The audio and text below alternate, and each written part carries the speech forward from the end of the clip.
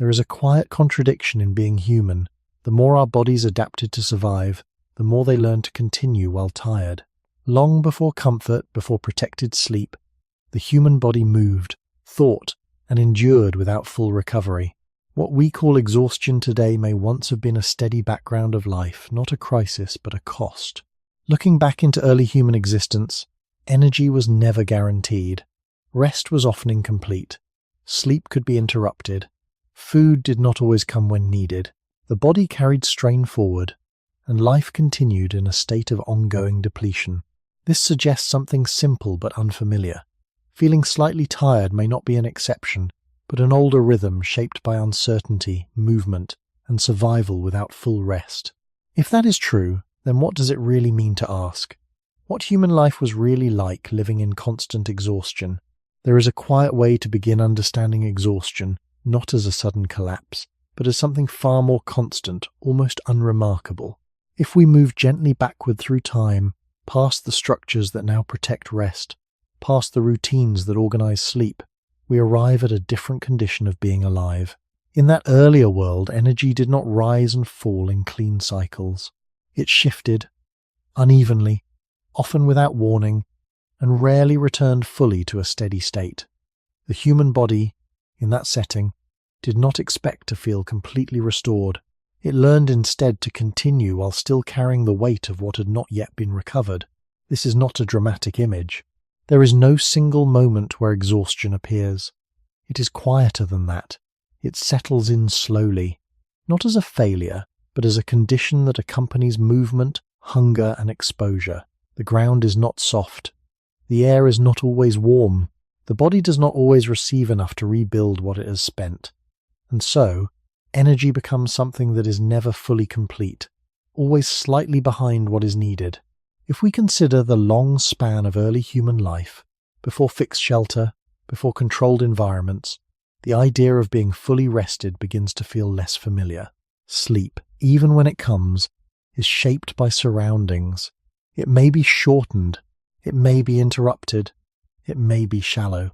There is no certainty that it will last long enough for the body to settle into deeper phases of restoration. Instead, rest becomes something partial, something taken in fragments rather than in a continuous, protected stretch.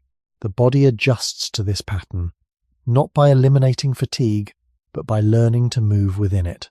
Muscles do not always return to a neutral state before being used again. Small strains remain. They are carried forward into the next day, and then the next. Over time, this does not necessarily stop movement. It changes the way movement feels. There is a background heaviness, a quiet resistance, but also a continuity. The body keeps going, not because it is fully ready, but because stopping is not always an option. This pattern reflects something deeper about how human beings emerged. The earliest environments in which humans lived did not offer stable conditions for recovery. Weather shifted. Food sources changed. Safe places to rest were not guaranteed. In such settings, waiting to feel completely restored before acting would have been difficult. The body, instead, developed the ability to function within limits that were not ideal. It learned to maintain awareness, coordination, and basic strength even when energy was not at its peak. Seen this way, exhaustion begins to lose its sharp edge. It becomes less of a boundary and more of a gradient. There are degrees of energy, but few moments of total renewal. The body operates within a range, adjusting continuously, rather than moving between clear states of tired and fully rested. This range may include discomfort, but it also includes the capacity to adapt, to persist, and to respond to immediate needs. It is important to remain careful here. There is no simple claim that all early human life was defined by unbroken fatigue. Conditions varied. There were likely moments of deeper rest, times when the environment allowed longer periods of recovery. But these moments were part of a wider pattern that did not guarantee regular restoration. They were not structured into predictable cycles, and they could not always be relied upon. When we return to the present, carrying this perspective, the feeling of constant tiredness takes on a different shape. It is no longer only a signal of imbalance or error. It may also reflect something older, a continuity with a way of living in which energy was rarely complete. The modern expectation of waking fully restored of ending each day with a clear sense of closure, may be a relatively recent arrangement, supported by conditions that did not exist for most of human history. This does not diminish the experience of exhaustion today. It simply places it within a longer context. A body that feels slightly tired, even after rest, may be responding in ways that were once necessary. It continues as it has for a long time within a range that is not perfect, but sufficient to move forward. And in that quiet continuation, there is a trace of how human life may have unfolded across generations that rarely knew what it meant to feel completely restored. If exhaustion is approached not as a moment but as a condition, then it becomes necessary to look more closely at how energy was used and replaced across early human life. In environments where food could not be relied upon each day, the body could not depend on a steady supply of fuel. Energy arrived in uneven intervals, sometimes sufficient, sometimes limited, and sometimes delayed. This irregular pattern shaped not only how the body stored energy, but how it learned to function when those stores were incomplete. Instead of waiting for a full return to balance, the body continued within partial states, drawing from what remained, conserving where possible, and adjusting effort without ever fully stopping. This creates a different image of daily life. There is no clear separation between times of strength and times of weakness. The two exist together, layered within the same movements. Walking is not always done with full energy. Carrying is not always done with full strength. Even thinking and observing, which require less visible effort, are shaped by the same background of limited recovery. And yet, these actions continue, not because the body ignores its limits, but because it has been shaped to operate within them. This pattern can be traced back to the earliest conditions in which humans lived, before stable access to food, before methods of storage, before controlled preparation. Energy intake was closely tied to opportunity. Foraging, gathering, and later hunting required time, movement, and uncertainty. Some days may have provided more, others less, and the body had to absorb these variations without collapsing each time energy was reduced. Over long periods, this created a form of resilience, but not the kind that eliminates fatigue. It is a resilience that coexists with fatigue, allowing movement to continue even when energy is not fully restored. The body, in this sense, becomes a system of ongoing negotiation. It adjusts pace, it shifts effort, it reduces unnecessary movement, but it does not wait for perfect conditions. This is important because it suggests that the experience of incomplete energy is not an interruption to life, but part of its structure. There is also a quiet cost to this adaptation. When energy is repeatedly used before it is fully replaced, the body carries small deficits forward. These are not always visible, and they do not always stop activity, but they accumulate in subtle ways. Muscles may feel heavier, reactions slightly slower, movements less efficient. None of these changes are dramatic on their own, but together they create a background sense of effort that does not fully disappear. Over time, this becomes familiar, almost unnoticeable, not because it is absent, but because it is continuous. From a biological perspective, this aligns with what is broadly understood about human energy use. The body is capable of maintaining essential functions even when resources are limited. It can prioritize, redirecting energy toward processes that are immediately necessary for survival, while delaying others that can wait. This prioritization allows life to continue, but it also means that full restoration is not always achieved in each cycle. Some processes remain incomplete, to be continued later, if conditions allow. In early human environments, where conditions often change quickly, this later was not always guaranteed. As a result, the body operated across overlapping cycles of use and partial recovery, rather than clear, completed phases. This pattern does not suggest constant suffering or incapacity. It suggests something quieter, a steady negotiation between need and availability. Energy is spent, partially replaced, and spent again. Rest occurs, but not always to completion. The body adapts, not by eliminating these gaps, but by functioning through them. When viewed from this angle, exhaustion is not a final state, but a spectrum within which life continues to unfold. Returning again to the origin of this pattern, it becomes clear that it is not a recent development. It is tied to the long period during which humans lived without consistent control over their environment. Without the ability to store food reliably, without protection from changing weather, Without stable places to rest, the body had to manage uncertainty as a constant factor. This management did not remove fatigue. It integrated fatigue into the normal range of experience, and in doing so, it shaped a form of endurance that is less about strength in a single moment and more about the ability to continue across many moments that are not fully supported. When this perspective is carried into the present, it offers a different way to understand the feeling of never being completely restored. It does not immediately point to failure or imbalance. It may also reflect a pattern that has been present for much longer, one in which the body expects variation, expects interruption, and continues even when conditions are not ideal. The sense of always being slightly behind in energy may not be entirely new. It may be an echo of a time when energy itself was never fully secure, and life moved forward within that uncertainty, one partial step at a time. There is a final layer to this idea of exhaustion as a baseline, and it appears when we begin to notice that the body does not fully return to a starting point after each cycle of effort. In modern terms, it is easy to imagine a clear rhythm. Energy is spent, rest follows, and the body resets. But this rhythm depends on conditions that allow full recovery, and those conditions were not consistently present across most of human history.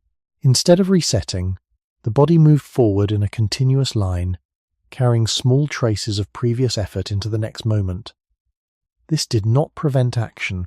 It changed the quality of action, shaping it with a subtle sense of continuity rather than renewal. If movement begins before the body is fully recovered, then each new effort is layered on top of what remains. This layering does not always feel like strain in a dramatic sense. It can be quiet, almost difficult to isolate, a slight heaviness in the limbs, a slower readiness to respond, a need to pace activity more carefully. None of these signals require the body to stop, but they shift how the body moves through its environment. Over time, this creates a form of living that is not built on peaks of full energy, but on steady progression through varying levels of partial recovery. To understand how this may have taken shape, it helps to return again to the environments in which early humans lived. These were not spaces that paused to allow complete restoration. Day followed night, but night did not always bring uninterrupted sleep. Hunger did not always align with opportunity. Weather did not always allow stillness. In such conditions, the body could not depend on a regular point of renewal. Instead, it learned to maintain continuity across interruption. Rest was taken when possible, but it was not always sufficient to erase what had come before. This pattern is reflected in the way the human body manages energy across time. Broadly understood, the body distributes its resources across multiple needs, balancing immediate demands with longer-term processes. When conditions limit full recovery, the body does not simply stop functioning. It continues by adjusting priorities, allowing some processes to slow while maintaining others.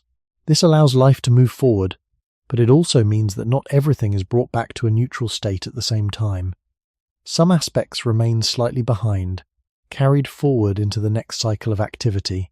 From this perspective, exhaustion becomes less of an endpoint and more of a condition that exists alongside function. The body is not waiting to be fully restored before acting. It is acting while restoration is still incomplete. This does not suggest that the body prefers this state, or that it is without cost. It suggests that the body is capable of enduring it, and that this capacity was shaped over long periods in which full recovery was not guaranteed. There is also a spatial dimension to this experience. Early human life unfolded across landscapes that required constant adjustment. Uneven ground, changing terrain, shifting climates, these conditions placed ongoing demands on the body. Movement was not isolated to short periods followed by complete rest. It was distributed across the day, sometimes across longer stretches of time. In such a setting, the idea of resetting becomes less practical. The body does not return to a fixed point. It continues across space, carrying its current state forward. Archaeological traces, while limited, suggest patterns of repeated use rather than isolated effort. Tools show wear. Sites indicate repeated occupation and movement. These traces do not reveal how individuals felt, but they point toward continuity rather than interruption. They suggest lives that unfolded through ongoing activity, shaped by repetition, adaptation, and the need to continue even when conditions were not ideal. Within this continuity, it is reasonable to consider that the body operated within a range that did not always include full restoration. Over generations, this pattern may have contributed to how the human body responds to fatigue, not by removing it, but by integrating it into the range of normal experience. The ability to continue while not fully restored becomes part of the structure of living, not an exception to it. This does not mean that all moments were marked by the same level of exhaustion. It means that the expectation of complete renewal was not consistently supported by the environment. When we return once more to the present, this idea invites a quieter reflection. The feeling of never fully resetting, of carrying a small remainder of fatigue from one day into the next, may not be entirely out of place within the longer story of human life. It may reflect a pattern that once allowed continuity in uncertain conditions, a pattern in which the body did not stop to become perfect again, but continued, imperfectly, across time. And if the human body was shaped in a world where it rarely returned to a true starting point, then perhaps exhaustion is not only a signal that something is wrong, it may also be a reminder of how life was once sustained, through steady continuation, even when energy was never fully complete. If the body is able to continue while tired, then exhaustion becomes something that must be understood not only as a feeling but as a capability. There is a quiet strength in the way the human body does not stop when energy is low. Instead, it adjusts, redistributes effort, and maintains function within narrower limits. This ability does not remove fatigue, and it does not erase the signals of strain. It allows movement, perception, and basic coordination to continue even when the body is not fully restored. In early human environments, this would not have been a rare response. It would have been a regular requirement. The conditions in which humans lived did not allow for a clear separation between times of complete rest and times of full activity. Instead, action often took place in the presence of incomplete recovery. This suggests that the body developed a tolerance for fatigue, a capacity to operate within it rather than waiting for it to disappear. From a biological point of view, it is broadly understood that the human body can prioritize essential processes when energy is limited. Basic functions such as movement, awareness of surroundings, and the ability to respond to immediate changes can be maintained even when overall energy is reduced. Other processes such as deeper recovery or long-term rebuilding may slow or be delayed. This does not mean that the body is unaffected. It means that the body continues by shifting its focus, allowing survival to remain possible even when conditions are not ideal. When this pattern is repeated over time, it creates a form of endurance that is less about peak strength and more about sustained function under constraint. The body becomes familiar with operating below full capacity. Muscles learn to contract with less available energy. The nervous system continues to process information even when signals of fatigue are present. Movement becomes more measured, more economical, reducing unnecessary effort while preserving what is needed to continue. This is not a conscious strategy. It is an adjustment that emerges through repeated exposure to environments where full recovery is uncertain. If we return again to the early stages of human life, this pattern becomes easier to imagine. The search for food, the need to remain aware of surroundings, the necessity of moving across landscapes, all of these demands could not be paused simply because the body felt tired. Waiting for full restoration was not always possible. Instead, the body adapted to act within partial states, maintaining enough function to meet immediate needs. This does not imply constant strain without relief. There were likely moments when energy was higher, when conditions allowed more complete rest. But these moments existed within a broader pattern where fatigue was not entirely removed before activity resumed. Over time, this creates a continuity of experience. Exhaustion is present, but it does not define the limit of action. It becomes one element within a range of conditions through which life continues. There is also an important distinction to be made. The ability to continue while tired does not mean that fatigue has no consequences. It means that the body can carry those consequences forward without immediate failure. Small inefficiencies may appear, movements may require more effort, reactions may be slightly slower. These changes are subtle, but they accumulate, and yet, despite these accumulations, life continues, not because the body is unaffected, but because it is capable of adapting within those effects. Archaeological and anthropological observations suggest patterns of repeated activity across landscapes, indicating that early humans did not operate only at moments of peak energy. Tools were used repeatedly, sites were revisited, movement occurred across distances that required sustained effort. While these traces do not reveal internal states, they point toward continuity of action rather than isolated bursts of strength. Within such continuity, the ability to tolerate fatigue would have been essential.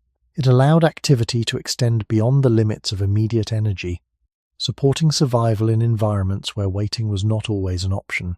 When viewed in this way, exhaustion becomes less of a stopping point and more of a condition that the body moves through. It does not disappear before action begins. It accompanies action, shaping its pace and its form. The human body, across long stretches of time, appears to have developed not only the need for rest, but the capacity to function without having fully received it. This capacity does not remove the cost of fatigue. It allows life to continue in its presence. And in that quiet continuation, there is a reflection of how human beings have moved through environments that rarely aligned with the ideal conditions for complete recovery. If the body can continue while tired, then the question becomes how it manages to do so without fully restoring what has been lost. And the answer seems to lie in a quiet reorganization rather than a complete recovery. When energy is limited, the body does not treat all processes equally. It shifts, gradually and often without conscious awareness, toward what is most immediately necessary. Movement is preserved, though it may become slower and more deliberate. Attention remains, though it may narrow toward what is closest or most relevant. Other processes, those that rebuild, repair, or prepare for the future, may be reduced or delayed. This does not stop the body from functioning, but it changes the balance within it.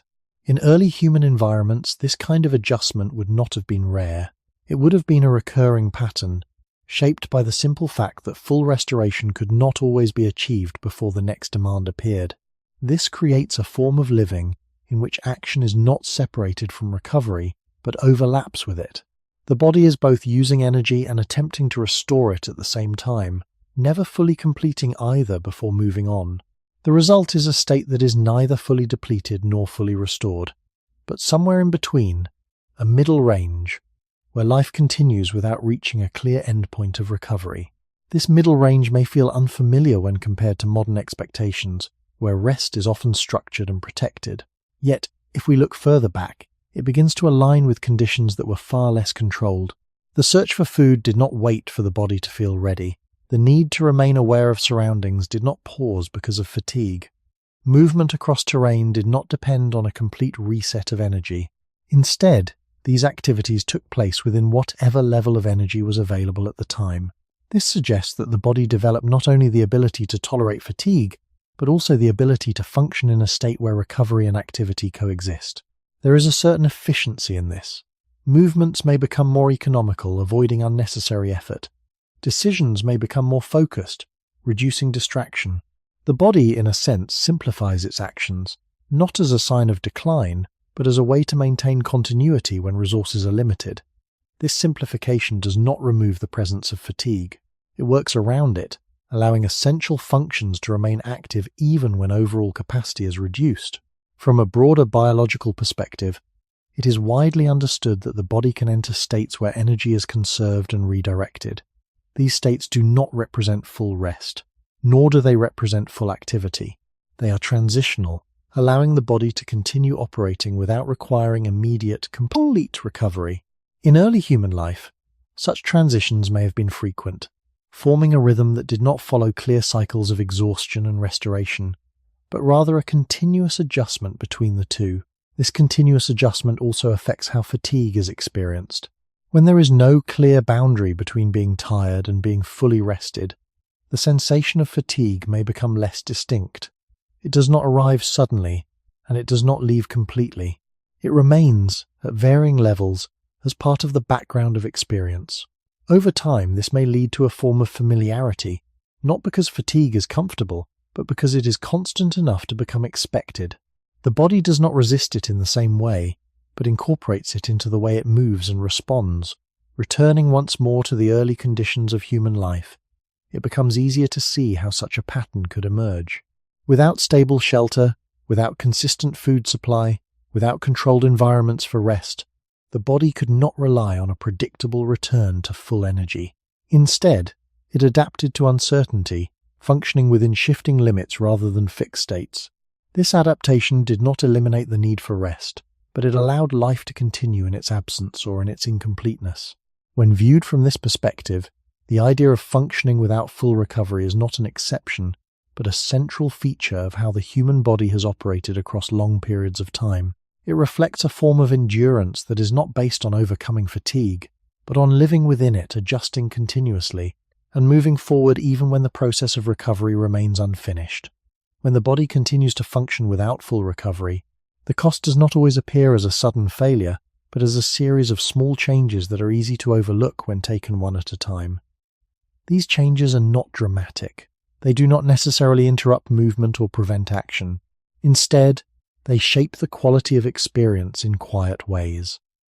A movement that once required little effort may begin to feel slightly heavier. A reaction that once felt immediate may take a fraction longer to form. Attention may remain present, but it may narrow, focusing more closely on what is directly ahead, while letting other details fall away. None of these shifts demand that the body stop. They allow it to continue, but at a subtle cost that accumulates over time. In early human environments, this accumulation would not have been unusual. Life unfolded across conditions where full recovery was uncertain, and so these small adjustments would have been carried forward from one moment to the next. The body did not return to a neutral state before each new effort. It moved forward with what remained, adapting continuously to its own limitations. This creates a form of endurance that is not based on removing fatigue, but on absorbing it. The body does not eliminate the effects of incomplete recovery. It redistributes them, allowing function to continue while gradually shifting the way effort is experienced. Over longer periods, this can lead to a steady background sense of effort that is difficult to separate from the act of living itself. From a biological perspective, it is widely accepted that fatigue affects coordination, perception, and physical output in gradual ways. These effects do not appear all at once, and they do not necessarily reach a clear threshold where action becomes impossible. Instead, they develop across time, influencing how efficiently the body moves and responds. In a setting where full recovery is not consistently achieved, these influences may remain present at low levels, shaping behavior without fully interrupting it. This does not mean that early human life was defined by constant impairment. It suggests that function and limitation existed together, each influencing the other. The body remained capable, but not always at its peak. It adjusted, compensating for reduced energy by refining movement, conserving effort, and focusing attention where it was most needed. These adjustments do not remove the underlying condition of fatigue. They make it manageable within the demands of the environment. If we return again to the landscapes in which early humans lived, the need for such adjustments becomes clearer. Uneven terrain, shifting climates, and the requirement to remain aware of surroundings all placed ongoing demands on the body. These demands did not pause while recovery took place. They continued, requiring the body to respond even when energy was not fully restored. In such conditions, the ability to function with small inefficiencies, to move with slightly reduced precision, and to continue despite a background of fatigue would have been essential. Archaeological evidence, though indirect, points toward repeated use of tools and sustained patterns of movement across environments. These patterns suggest that activity was not limited to moments of ideal energy. Instead, it extended across time, likely including periods where the body was not fully recovered. While it is not possible to determine exactly how fatigue was experienced, the continuity of activity implies that the body was capable of maintaining function even when conditions were not optimal. Over generations, this pattern may have shaped a form of tolerance not only to fatigue itself, but to its effects. The body does not ignore these effects. It incorporates them into the way it operates, allowing life to continue within a range that includes both capacity and limitation. This range is not fixed. It shifts, depending on conditions, but it rarely reaches a point of complete renewal before activity begins again. When this understanding is brought into the present, it offers a different way to interpret the feeling of persistent, low-level tiredness. It may not always indicate a single cause or a clear imbalance. It may also reflect a broader pattern in which the body continues to function while carrying small, unresolved traces of previous effort. These traces do not always demand attention. They remain in the background, shaping the experience of movement, perception, and time in ways that are subtle but continuous. In this sense, exhaustion is not only about the limits of the body, it is also about its ability to move within those limits, to adapt to them, and to continue even when recovery is incomplete. This quiet capacity, shaped over long periods of uncertainty, may help explain why the human body does not simply stop when tired, but instead adjusts, absorbs, and carries forward the cost of what has not yet been restored. Sleep, in its most familiar form today, is often imagined as a continuous stretch of time, protected from interruption, held within a space that allows the body to gradually release tension and move toward deeper restoration. Yet if we move back into earlier human environments, this image becomes less certain.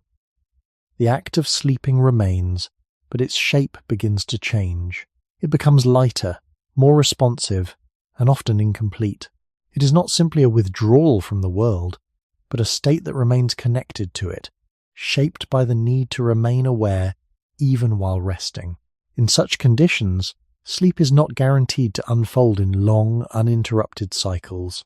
It may come in shorter intervals, influenced by sounds, temperature changes, the presence of others, or subtle shifts in the surrounding environment. This does not mean that rest disappears. It means that rest becomes fragmented, distributed across time rather than contained within a single continuous period. The body adjusts to this pattern not by resisting interruption, but by incorporating it. It learns to enter rest more quickly when possible, and to leave it without complete disorientation when necessary. This creates a form of sleep that is flexible, but also less likely to reach the deeper stages that require stability and time. If we consider the early conditions of human life, this pattern becomes easier to understand. Without secure shelters, without controlled environments, the place of sleep is often exposed to external variation. The ground may be uneven, the air may shift between cold and warmth, sounds may carry through the night, not all of them familiar. In such a setting, complete detachment from the environment may not have been possible, or even advantageous. The body remains, in a sense, partially engaged, allowing rest to occur without fully losing awareness. This does not suggest constant alertness in a dramatic sense, but rather a quiet readiness, a capacity to respond if needed. From a biological perspective, it is widely recognized that human sleep is composed of multiple stages, some lighter, some deeper, each serving different aspects of restoration. Deeper stages often require continuity. When sleep is interrupted, the body may return to lighter stages more frequently, limiting the time spent in deeper restoration. In environments where interruption is common, this pattern may repeat across many nights, creating a form of rest that is present but not complete. The body still recovers, but the recovery is partial, distributed, and sometimes delayed. This does not prevent life from continuing. It shapes the way energy is restored, contributing to the background sense of incompleteness that has been carried forward from earlier patterns of activity. Returning again to the origin of human life, it becomes clear that sleep did not evolve in conditions of perfect safety. It developed within environments that required a balance between rest and awareness. This balance may have influenced how easily the body moves between lighter and deeper stages, and how it responds to interruption. Rather than relying on long, uninterrupted periods of deep sleep, the body appears capable of adapting to shorter, repeated intervals of rest, each contributing in part to overall recovery. This adaptation does not eliminate the effects of fragmentation. It allows the body to function within it. There is also a social dimension to this pattern. Early human groups likely rested in proximity, creating shared spaces of partial safety. Within these groups, some individuals may have been more alert at certain times, while others rested more deeply, creating a shifting balance of awareness and rest. This does not require a fixed system or conscious coordination. It can emerge naturally within a group that shares space and responds to the same environment. In such a setting, sleep becomes not only an individual process, but part of a broader rhythm shaped by group presence and environmental conditions. When we return to the present, the contrast becomes more visible. Sleep is often structured, protected, and extended to allow deeper restoration. Yet the body that enters this environment carries a history shaped in different conditions. It may still respond to subtle signals, waking more easily than expected, or shifting between stages in ways that reflect older patterns. The experience of waking without feeling fully restored, even after a period of sleep, may not always be explained by a single cause. It may also reflect the way sleep has been shaped across time, not as a perfect, uninterrupted state, but as a flexible process that adapts to uncertainty. In this sense, exhaustion is not only connected to how much sleep is obtained, but to how that sleep is structured. When rest is fragmented, even in small ways, recovery may remain incomplete. The body continues as it has learned to do within this incompleteness, carrying forward the quiet trace of a night that did not fully allow it to let go. When sleep is shaped by an environment that cannot be fully controlled, it tends to remain closer to the surface, never settling completely into a state of deep detachment. This creates a form of rest that is lighter, more responsive, and always somewhat connected to what is happening outside the body. In such a state, the boundary between sleeping and waking becomes less defined.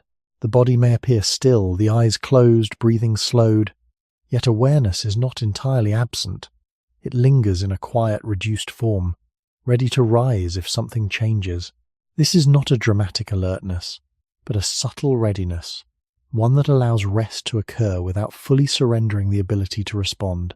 In early human environments, where surroundings could shift without warning, this kind of sleep may have been common. Sounds carried across open space. Temperature could drop or rise during the night. The presence of animals, the movement of others within a group, or even small disturbances in the immediate environment could interrupt rest. Under such conditions, a deeper, more isolated form of sleep may not have been consistently possible. Instead, the body remains closer to lighter stages, entering deeper rest when conditions allow, but often returning to a more responsive state before that rest is complete. From a biological standpoint, lighter stages of sleep are associated with easier awakening and a greater sensitivity to external stimuli.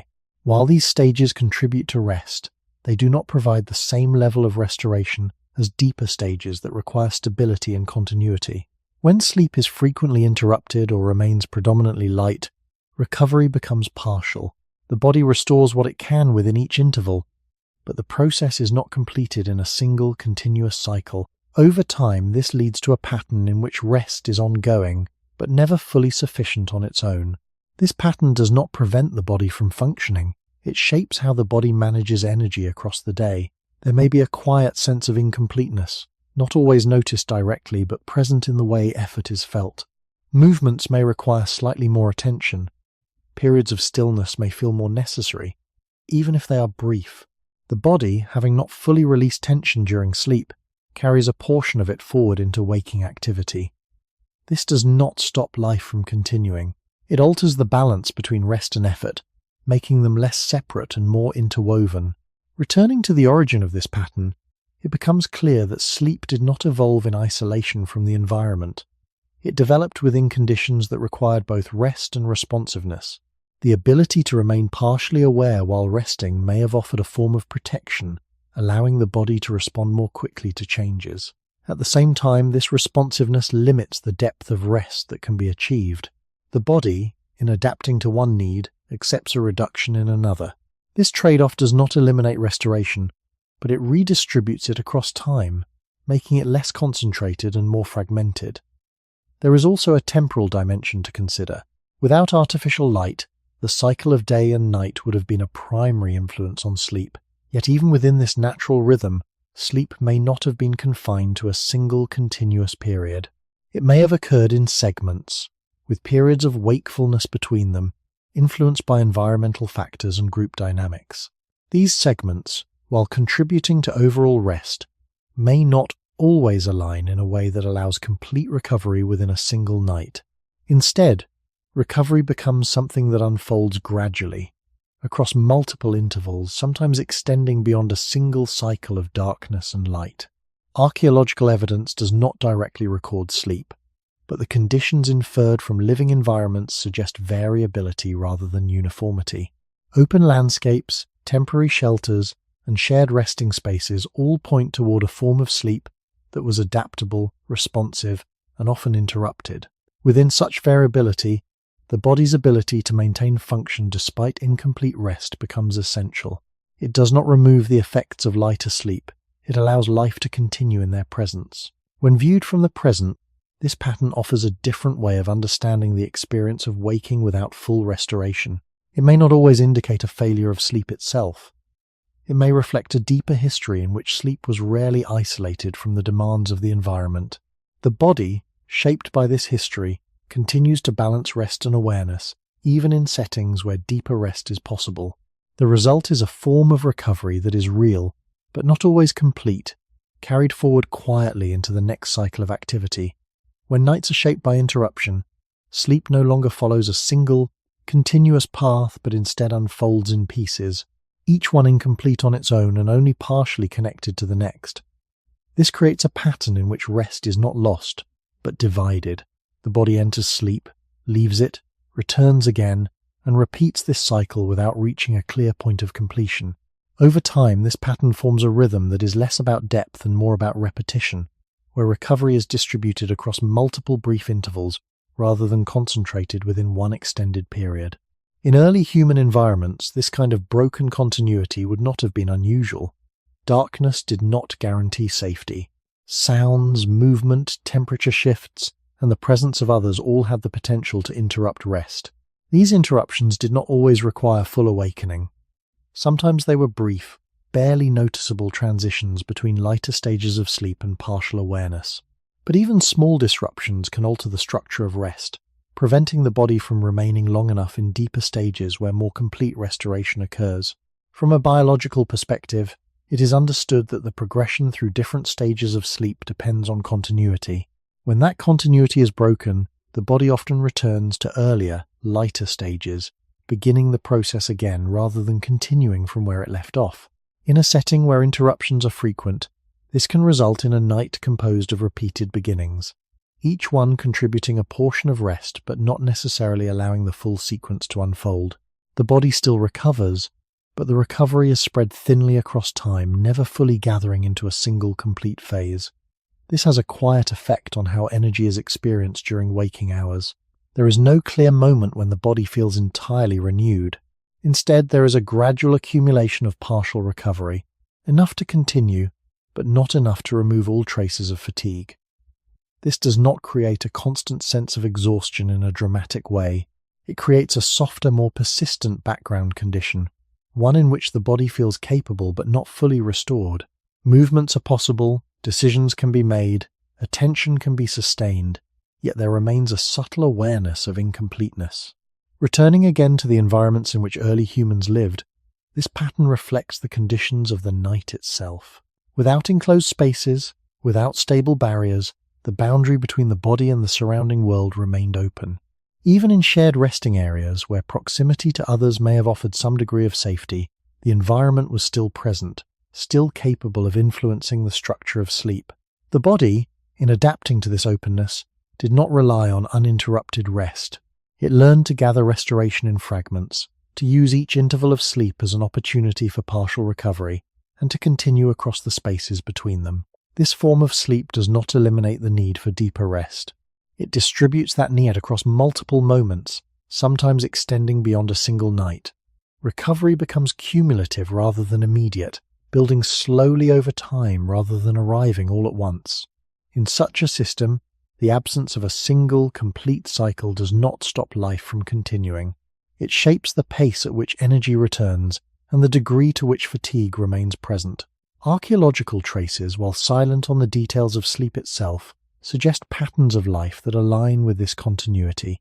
Repeated use of spaces, signs of ongoing activity, and evidence of movement across environments all indicate that daily life was not dependent on perfect cycles of rest and renewal. Instead, it unfolded across conditions that required adaptation, including the ability to function after nights that did not provide complete restoration. Within this broader pattern, broken sleep is not an exception. It is part of the structure within which life continues. When this understanding is brought into the present, it offers a different way to interpret the experience of waking from sleep that feels insufficient. It may not always be the result of a single disturbance or a clear disruption.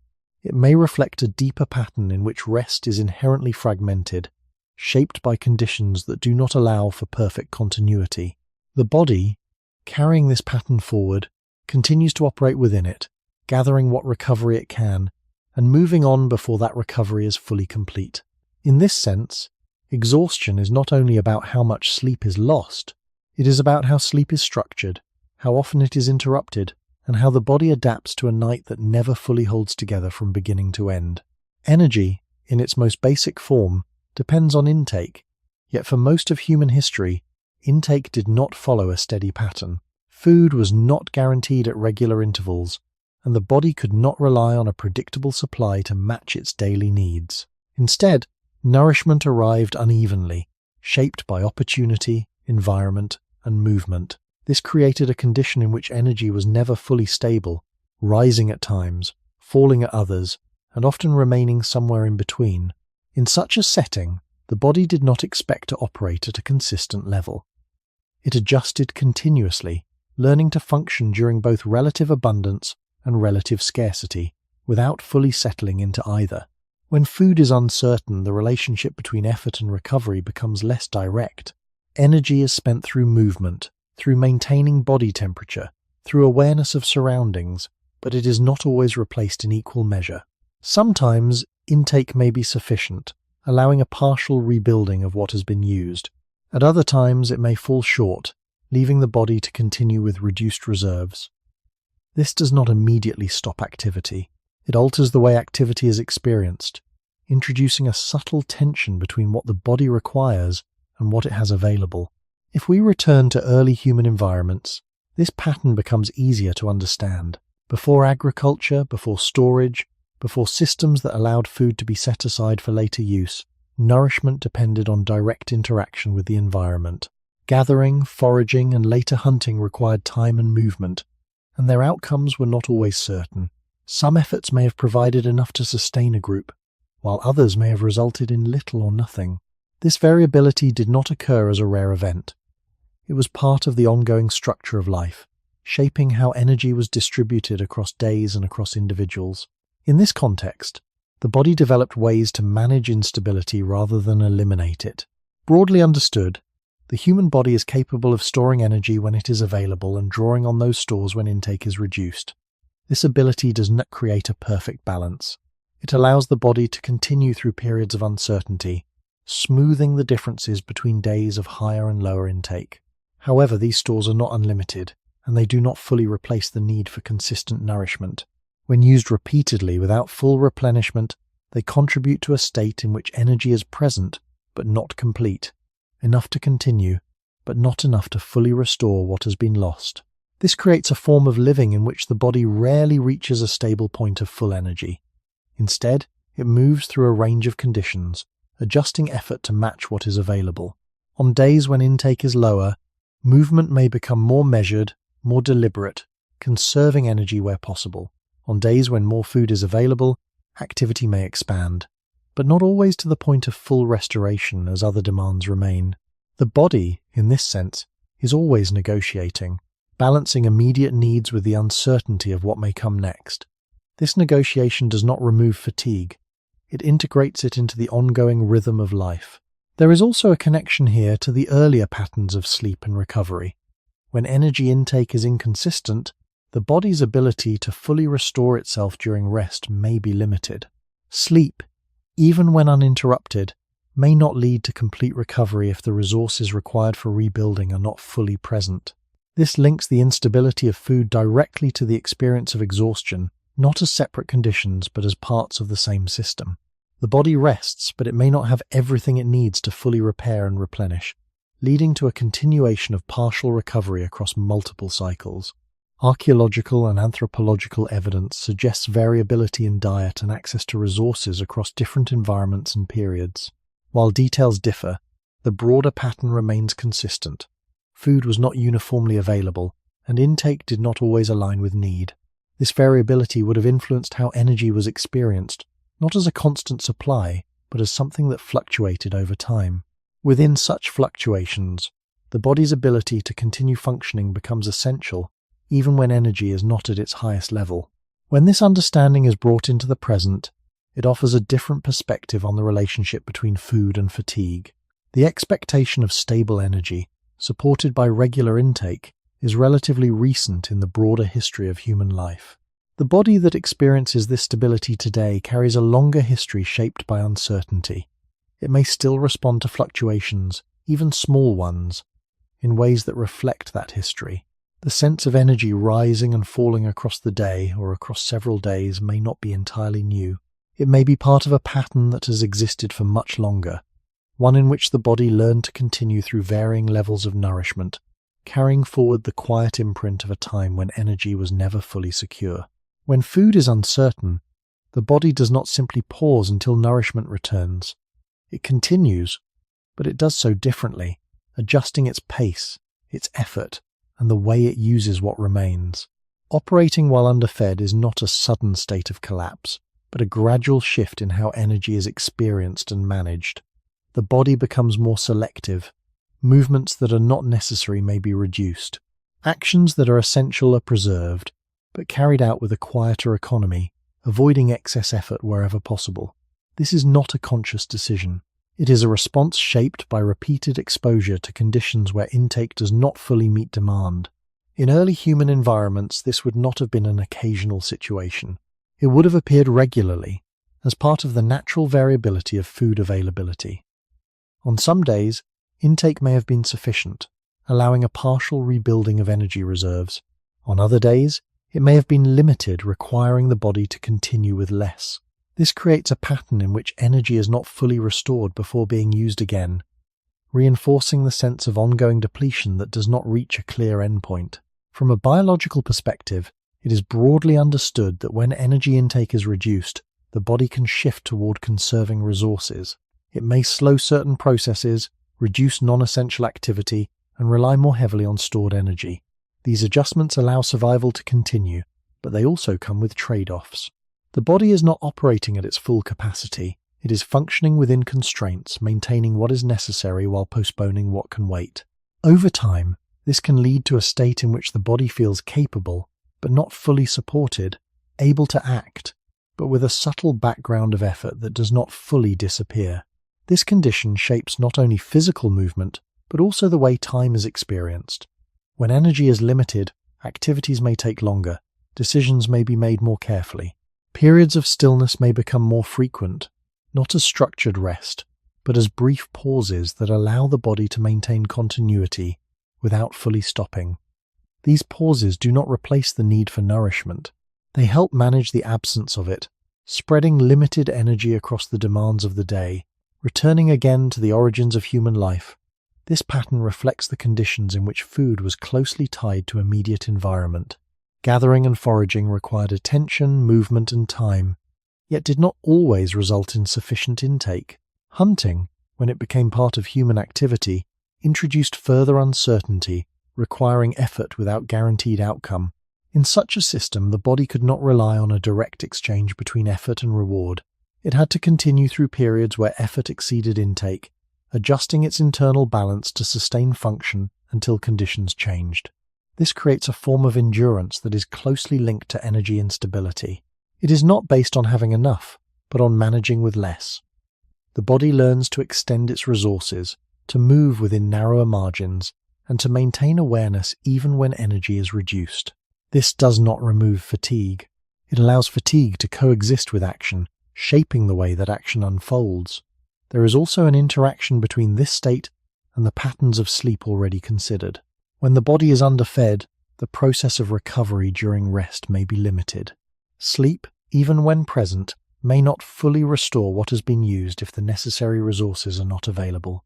This links the experience of incomplete nourishment directly to the experience of incomplete rest, reinforcing a cycle in which energy remains partially restored across multiple days. Archaeological and anthropological observations suggest that early human diets were diverse but variable, influenced by environment, season, and availability. While exact experiences cannot be fully reconstructed, the broader pattern of fluctuation is widely accepted. Within this fluctuation, the body's ability to continue functioning during periods of reduced intake becomes essential. allowing life to move forward even when energy is not fully secure. When viewed from the present, this pattern offers a different perspective on the feeling of low energy that does not fully resolve. It may not always be the result of a single imbalance. It may reflect a deeper history in which the body has been shaped to operate across uneven conditions, continuing through periods where intake is less than ideal. The sense of being able to act, but with a quiet background of effort, may be part of this longer pattern, one in which the body does not wait for full restoration, but moves forward within the limits of what is available. When energy rises and falls across several days rather than within a single, predictable cycle, the body begins to experience time differently, not as a sequence of balanced days, but as a shifting landscape where each day carries traces of the ones before it. In this pattern, nourishment is not simply used and replaced. It accumulates in uneven ways, sometimes building slightly, sometimes declining, and often remaining incomplete across multiple cycles. This creates a form of continuity in which the body does not return to a clear baseline each morning. Instead, it carries forward whatever state it has reached, adjusting again and again as conditions change. In early human environments, this multi-day fluctuation would have been a natural consequence of how food was obtained. There were no fixed points of supply, no systems that ensured daily intake at consistent levels. Instead, availability depended on factors such as season, location, and immediate opportunity. Some periods may have allowed for more stable access, while others may have introduced longer gaps between sufficient nourishment. The body, in response, did not reset after each day. It adapted to a longer rhythm, one that extended across several days or even longer stretches of time. This longer rhythm changes the way exhaustion is experienced. Fatigue is no longer tied only to what happened in a single day. It becomes connected to a broader sequence, influenced by what has been gained or lost over multiple days. A day with sufficient food may not fully remove the effects of previous scarcity. A day with limited intake may deepen an already existing deficit. Over time, this creates a layered experience of energy, where the present moment is shaped by a series of prior conditions that have not been fully resolved. From a biological perspective, it is widely accepted that the body can adjust to variations in energy availability over time. It can draw on stored resources when intake is low and rebuild those stores when intake improves. However, these processes do not occur instantly.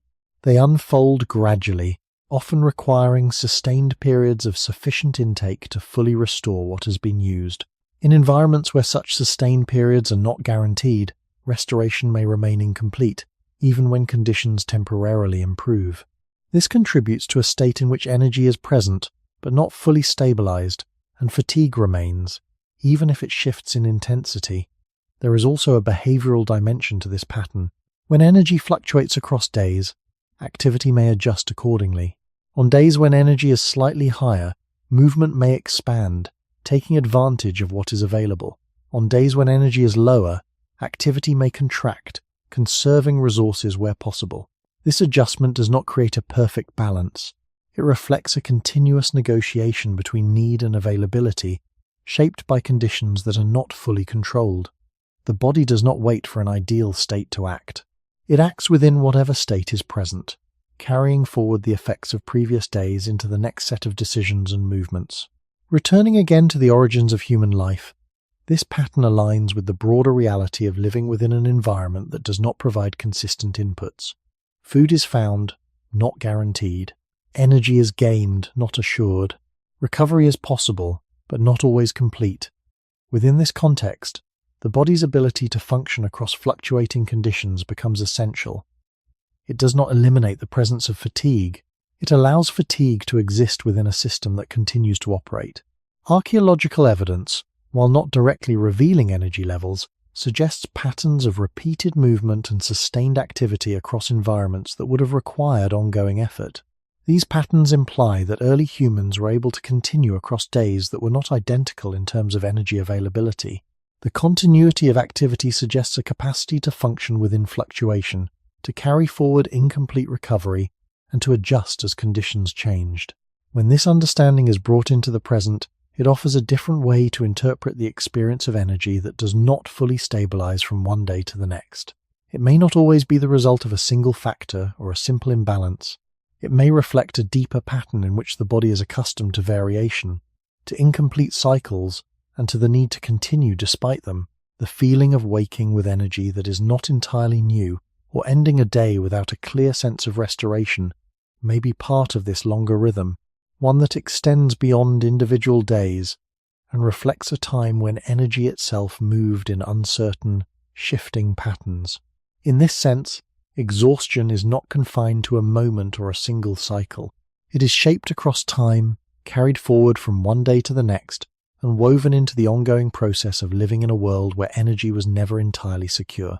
Movement, in early human life, was not an isolated activity placed between periods of rest, but a condition that extended across much of the day, often blending into the background of existence itself. There was no clear boundary where movement began and ended. It appeared in small adjustments of the body, in walking across uneven ground, in carrying objects, in responding to changes in the environment, and in the ongoing need to remain connected to the space around the body.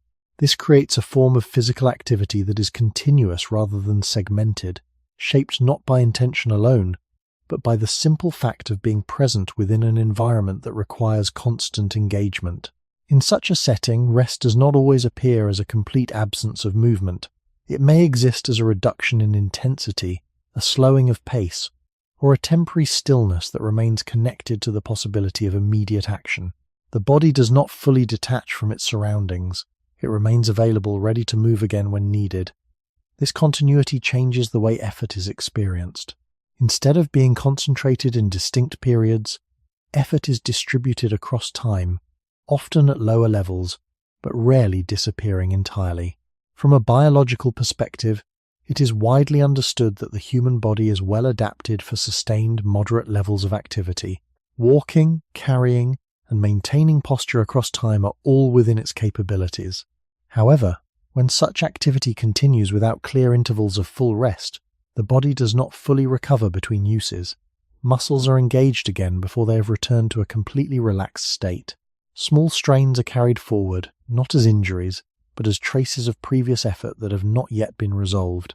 Over time, this creates a background sense of physical presence that includes both capability and fatigue, not as separate states, but as overlapping conditions. Returning again to the environments in which early humans lived, the need for continuous movement becomes clearer. Food was not located in a single place.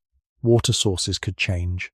Shelter, when it existed, was often temporary. These conditions required movement across space, sometimes over short distances, sometimes across larger areas, depending on the availability of resources. Movement was not always intense, but it was persistent.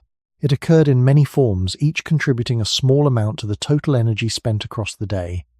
This persistence means that energy is used in a steady flow, rather than in isolated bursts. When combined with the earlier patterns of incomplete recovery and unstable intake, it contributes to a condition in which the body is rarely at full capacity. Instead, it operates within a range where effort is ongoing and recovery is partial. This does not prevent movement. It shapes it, encouraging efficiency, reducing unnecessary actions, and maintaining a balance between what is required and what can be sustained. There is also a spatial quality to this form of movement. The ground is not uniform, surfaces vary, requiring constant adjustment in balance and posture.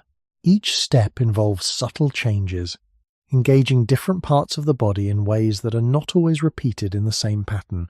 This variability adds to the ongoing demand placed on the body, not as a single intense effort, but as a continuous series of small adaptations. These adaptations do not always allow the body to settle into a fixed state of rest. They keep it engaged, even when the pace slows. Archaeological traces support the idea of repeated movement across landscapes, with evidence of pathways, tool use, and site occupation indicating that early humans did not remain in a single place for extended periods without change. While the exact details of daily movement cannot be fully reconstructed, the broader pattern suggests continuity rather than stillness. Within such continuity, the body's ability to function across extended periods of low to moderate activity becomes essential, allowing life to proceed without requiring full rest between each action. When this understanding is brought into the present, it it offers a different way to consider the experience of physical fatigue that does not fully disappear. It may not always result from a single period of intense effort.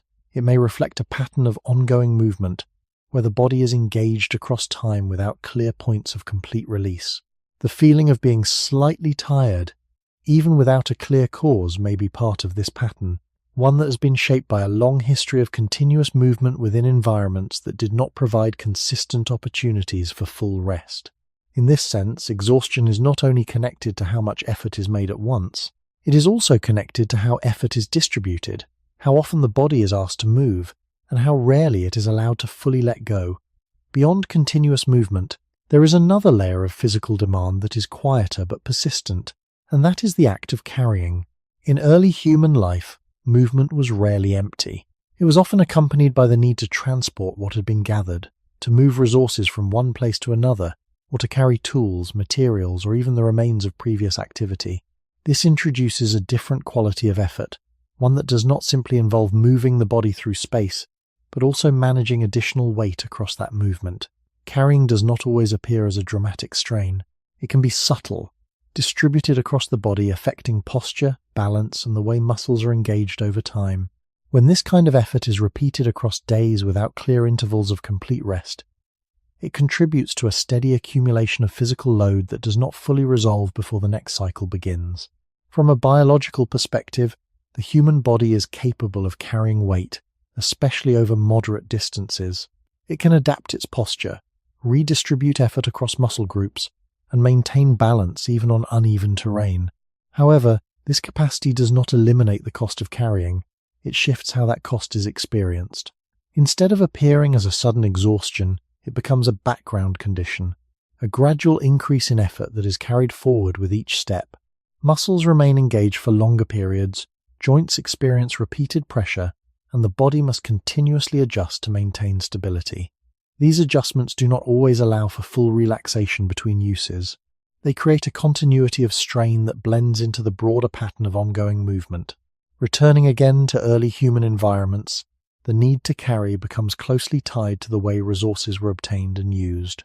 Gathering food, collecting materials for shelter, transporting water, or moving tools from one location to another all required the body to take on additional weight. These tasks were not isolated events. They were part of daily life, repeated across time, shaped by the immediate needs of survival. The distances involved may not always have been extreme, but the repetition of these actions, combined with other forms of movement, contributed to a steady use of energy that did not fully reset. There is also a connection between carrying and the structure of the environment. Uneven ground, changes in elevation, and variable surfaces increase the effort required to maintain balance while carrying weight. Each step becomes an act of adjustment, requiring the body to respond to small variations in terrain while managing the additional load. This does not necessarily lead to visible strain in every moment. It creates a subtle, continuous demand that shapes how movement is experienced across time. Over longer periods, this contributes to a sense of physical presence that includes both stability and effort, both capability and fatigue. Archaeological observations, while not directly recording the act of carrying, suggest patterns of transport and use that imply repeated movement of resources. The distribution of tools, the presence of materials at specific sites, and the evidence of repeated occupation all indicate that early humans moved objects as well as themselves across landscapes. This movement would have required carrying, and therefore, sustained physical engagement beyond simple locomotion. Within such a pattern, the body's ability to continue under load becomes essential, not because it eliminates fatigue, but because it allows activity to persist despite it.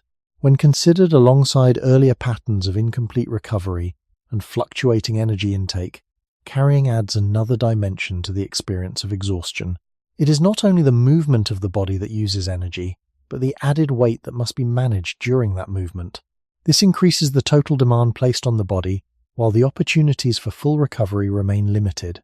The result is a form of living in which effort is both constant and layered, composed of multiple demands that overlap rather than occur in isolation. When this understanding is brought into the present, it offers a different way to interpret the feeling of physical tiredness that seems to have no single source. It may not always be the result of one intense activity. It may reflect a pattern of accumulated effort, where small, repeated demands have been carried forward without full resolution. The body, shaped by long periods of such patterns, continues to operate within them, maintaining function while holding on to the quiet trace of what has not yet been fully released. In this sense, exhaustion is not only about how far the body moves, it is also about what the body carries and how long it carries it, across a landscape that rarely allows it to set that weight down completely. If movement is continuous, and carrying adds an additional layer of effort, then the idea of a true pause becomes less defined, and with it, the notion of a full day of rest begins to fade. In many modern settings, rest can be separated from activity, marked clearly in time, protected, and often expected. Yet in earlier human environments, such separation would have been less certain. The structure of the day did not necessarily allow for a complete withdrawal from effort. Instead, activity and rest were interwoven, shifting in intensity rather than alternating in clearly defined blocks. This creates a form of living in which there is no distinct boundary where the body is entirely free from demand. Even when activity slows, some level of engagement remains, whether in maintaining posture, responding to the environment, or preparing for what may come next. This does not mean that there were no moments of stillness. It means that stillness did not always equate to full release. The body remained partially engaged, and this partial engagement continued across time. From a biological perspective, the human body is capable of recovering when given sufficient opportunity. However, recovery depends not only on the presence of rest, but on its depth and duration. When rest is fragmented, shortened, or combined with ongoing low-level activity, the process of restoration may remain incomplete. Muscles may not fully relax. Energy systems may not fully replenish. The body continues, but it does so while carrying forward what has not yet been resolved. In early human life, where the demands of the environment were ongoing, such conditions would have been common. There may have been periods when activity decreased, perhaps due to environmental factors or temporary stability, but these periods were not always predictable or long enough to ensure full recovery. This creates a pattern in which the body rarely reaches a state of complete restoration before being called into action again. The absence of clear rest days also affects how time is experienced. Without a regular cycle that includes full recovery, the body does not reset in a distinct way. Instead, it moves through a continuous flow, where each day carries elements of the previous one.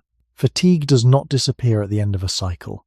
It shifts, sometimes becoming lighter, sometimes heavier, but often remaining present in some form.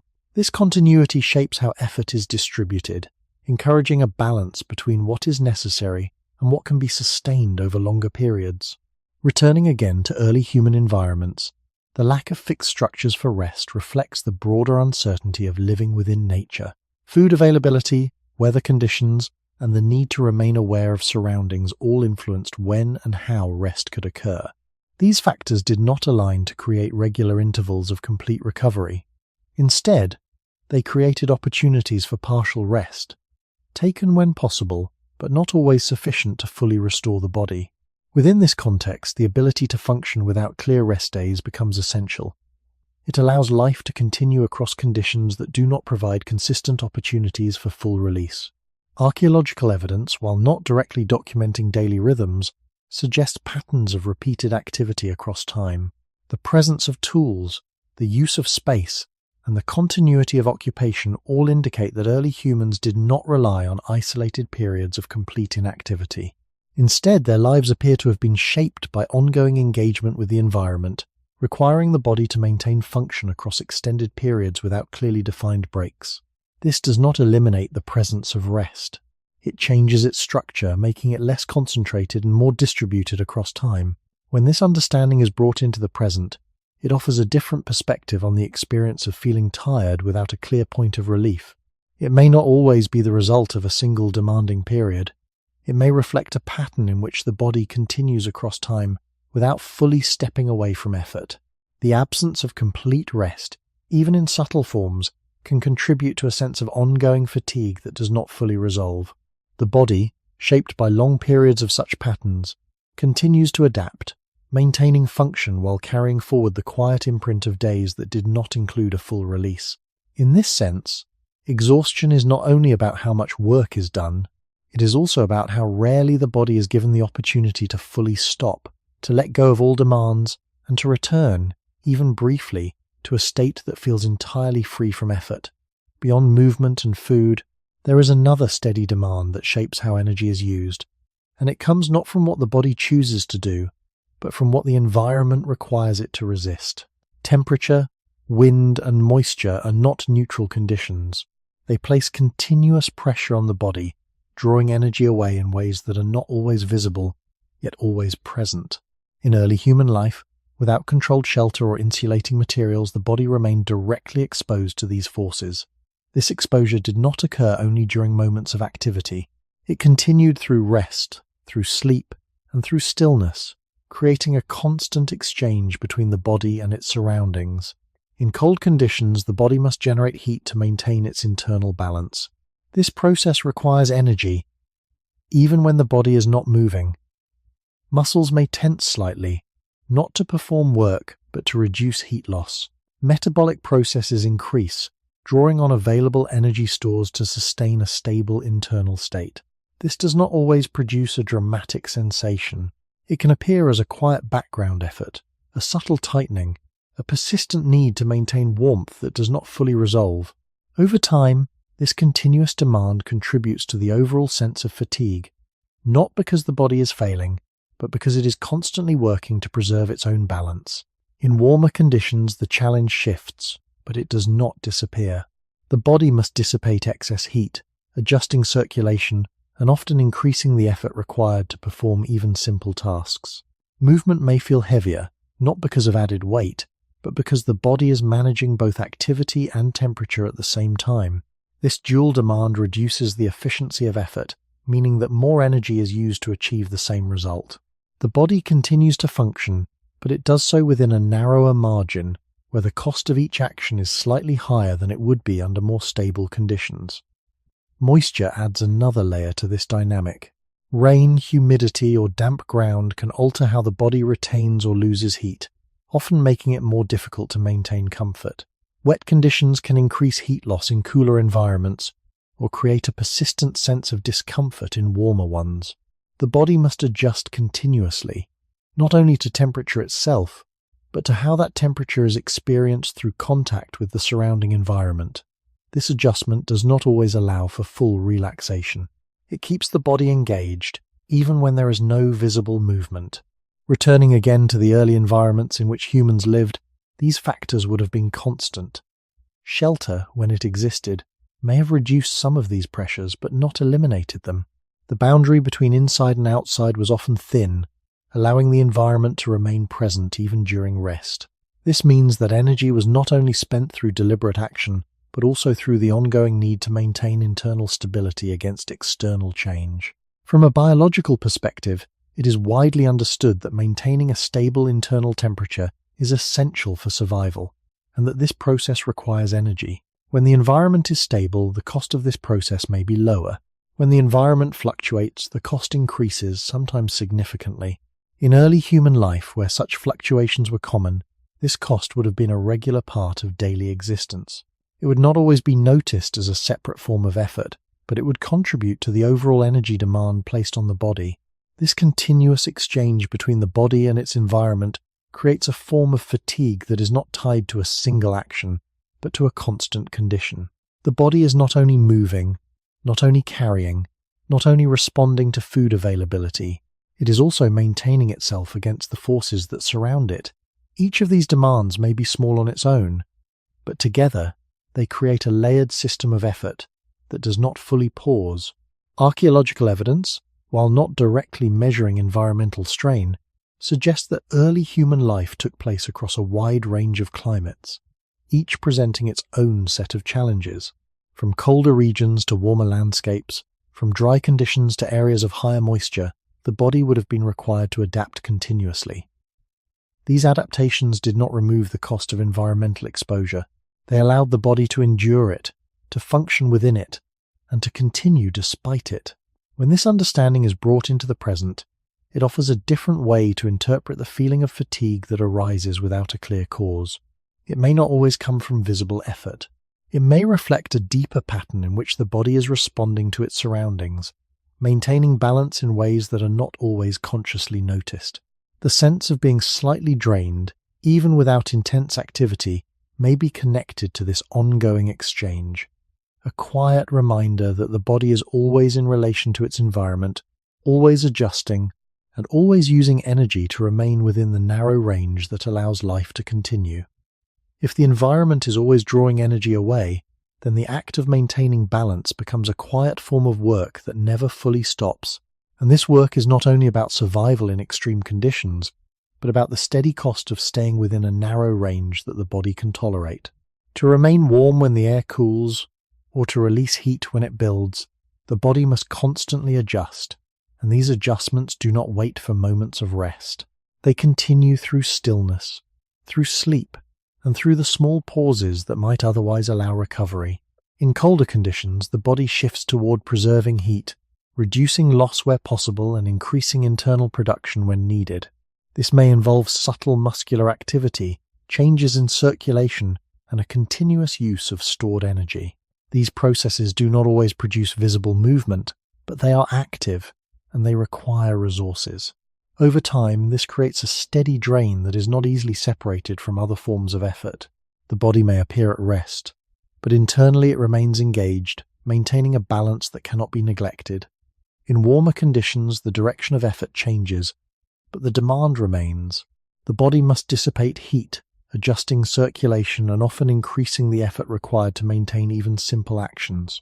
This can lead to a sense of heaviness, where movement feels slower, not because of added weight, but because the body is managing both activity and temperature at once. Energy that might otherwise support movement is partially redirected toward cooling, reducing the efficiency of each action. This does not prevent activity, but it alters its quality, making each movement slightly more costly than it would be in a more stable environment. Moisture complicates this balance further. When the body is wet, whether from rain or humidity, the exchange of heat with the environment changes. In cooler conditions, heat may be lost more quickly, increasing the demand for internal production. In warmer conditions, moisture may slow the release of heat, creating a lingering discomfort that the body must manage. This does not always result in immediate exhaustion, but it adds to the cumulative load, another layer of demand that the body must carry alongside movement, carrying, and the instability of food. Returning again to early human environments, these conditions would not have been occasional challenges. They would have been part of the constant background of life. Shelter, when present, may have reduced exposure, but it rarely created a fully controlled space. The body remained connected to the external world, and this connection required ongoing adjustment. The idea of resting in a stable, unchanging environment would have been rare. Instead, rest occurred within variation, within conditions that continued to shift even as the body attempted to recover. From a biological perspective, it is well understood that maintaining internal balance, including temperature, is essential for proper function, and that this maintenance requires energy. When the environment is stable, the cost of this process may be relatively low. When the environment is variable, the cost increases, sometimes in ways that are not immediately noticeable. Over time, this increased cost contributes to a state in which the body is always using a portion of its energy to maintain itself, leaving less available for full recovery. This does not create a single, identifiable moment of exhaustion. It creates a steady background condition where the body is never entirely free from demand. There is also a temporal aspect to this process. The body does not switch instantly between states of balance. Adjustments take time, and during that time, energy continues to be used. If conditions change again before the adjustment is complete, the process begins anew, creating a cycle of partial responses that overlap rather than resolve.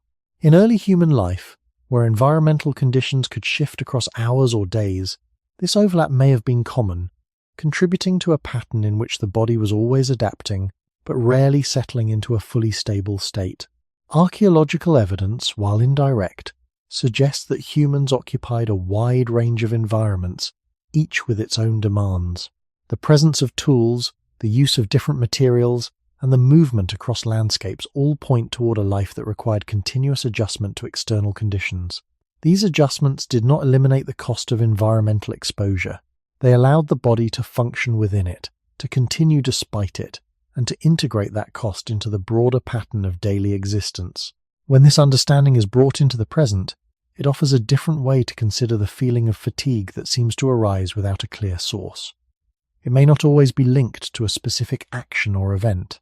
It may reflect the quiet work of maintaining balance within a changing environment, a process that uses energy even when the body appears still.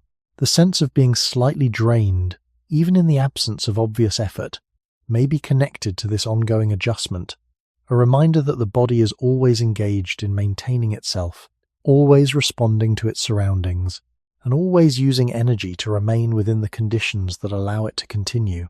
When the environment is not only cold or warm but persistently wet, the body enters a different kind of negotiation, one that is slower, more constant, and often more difficult to resolve. Dryness is not simply a comfort. It shapes how the body retains heat, how the skin responds, and how long it takes for the body to return to a stable state after exposure. In early human environments, remaining completely dry would not always have been possible. Rain, damp ground, humidity, and contact with wet materials could extend across hours or days, creating conditions where moisture became part of the background rather than a temporary interruption. In such conditions, the body does not simply wait to dry before continuing. It continues while wet, adjusting as best it can, carrying forward the effects of that exposure into the next phase of activity or rest. Moisture alters the relationship between the body and temperature in subtle but persistent ways. In cooler conditions, wetness can increase heat loss, requiring the body to generate more warmth to maintain balance. This does not always appear as visible effort. It can remain quiet, a steady internal demand that draws on available energy without clear signs of strain. Over time, this continuous loss requires continuous compensation, adding another layer to the overall energy cost of living within such an environment. In warmer conditions, moisture does not always relieve the body. High humidity can slow the release of heat, creating a lingering sense of heaviness that does not easily dissipate. The body must adjust again, working to maintain balance even when the usual pathways of cooling are less effective. This dual effect, where moisture can both increase heat loss and reduce heat release depending on conditions, creates a complexity that the body must manage without pause. It does not resolve quickly. It persists, shaping how energy is used across time. There is also a tactile dimension to remaining wet. The skin, in prolonged contact with moisture, does not return easily to a neutral state. Sensations may become duller or more sensitive, depending on exposure. Movement across wet surfaces may require more attention, more careful balance, and subtle adjustments that increase the overall demand on the body. These adjustments do not always register as distinct actions. They blend into the ongoing pattern of movement, adding to the cumulative effort that is carried forward from one moment to the next. Returning again to early human life, this condition would not have been rare in many environments. Regions with frequent rainfall, areas near water sources, or periods of seasonal change could all create extended exposure to damp conditions. Shelter, when present, might reduce direct exposure, but not eliminate moisture entirely. The boundary between wet and dry would remain fluid, and the body would continue to adapt within that fluidity. From a biological perspective, it is understood that maintaining internal balance requires managing both temperature and hydration, and that external moisture can influence both. When the body is exposed to persistent wetness, it must adjust its processes to maintain stability, often using additional energy to do so. This does not create a single moment of exhaustion. It contributes to a broader pattern in which energy is used continuously to manage conditions that do not fully resolve. The body remains engaged, even when still, responding to the ongoing presence of moisture. This continuous engagement affects how rest is experienced. When the body is wet or damp, the process of settling into deeper relaxation may be more difficult. Muscles may remain slightly tense. The sensation of moisture may prevent complete stillness. Sleep, if it occurs, may remain lighter, more easily disrupted, and less able to reach deeper stages of restoration. This links the condition of moisture directly to the patterns of fragmented rest already considered, reinforcing the cycle in which recovery remains partial and distributed across time. Archaeological and environmental evidence suggests that early humans occupied diverse climates, including those where moisture was a regular feature of the landscape. While the exact experience cannot be fully reconstructed, the presence of such conditions implies that the body regularly encountered and adapted to extended periods of wetness. These adaptations did not remove the cost of moisture. They allowed the body to function within it, to continue despite it, and to incorporate it into the broader pattern of daily life. When this understanding is brought into the present, it offers a different way to interpret the feeling of discomfort and fatigue that can arise in damp conditions. It may not always be tied to a specific action. It may reflect the quiet work of maintaining balance in an environment that does not allow the body to fully settle. The sense of being slightly unsettled, slightly drained, even without clear exertion, may be part of this pattern, one in which the body is always adjusting, always compensating, and never entirely free from the influence of the conditions that surround it.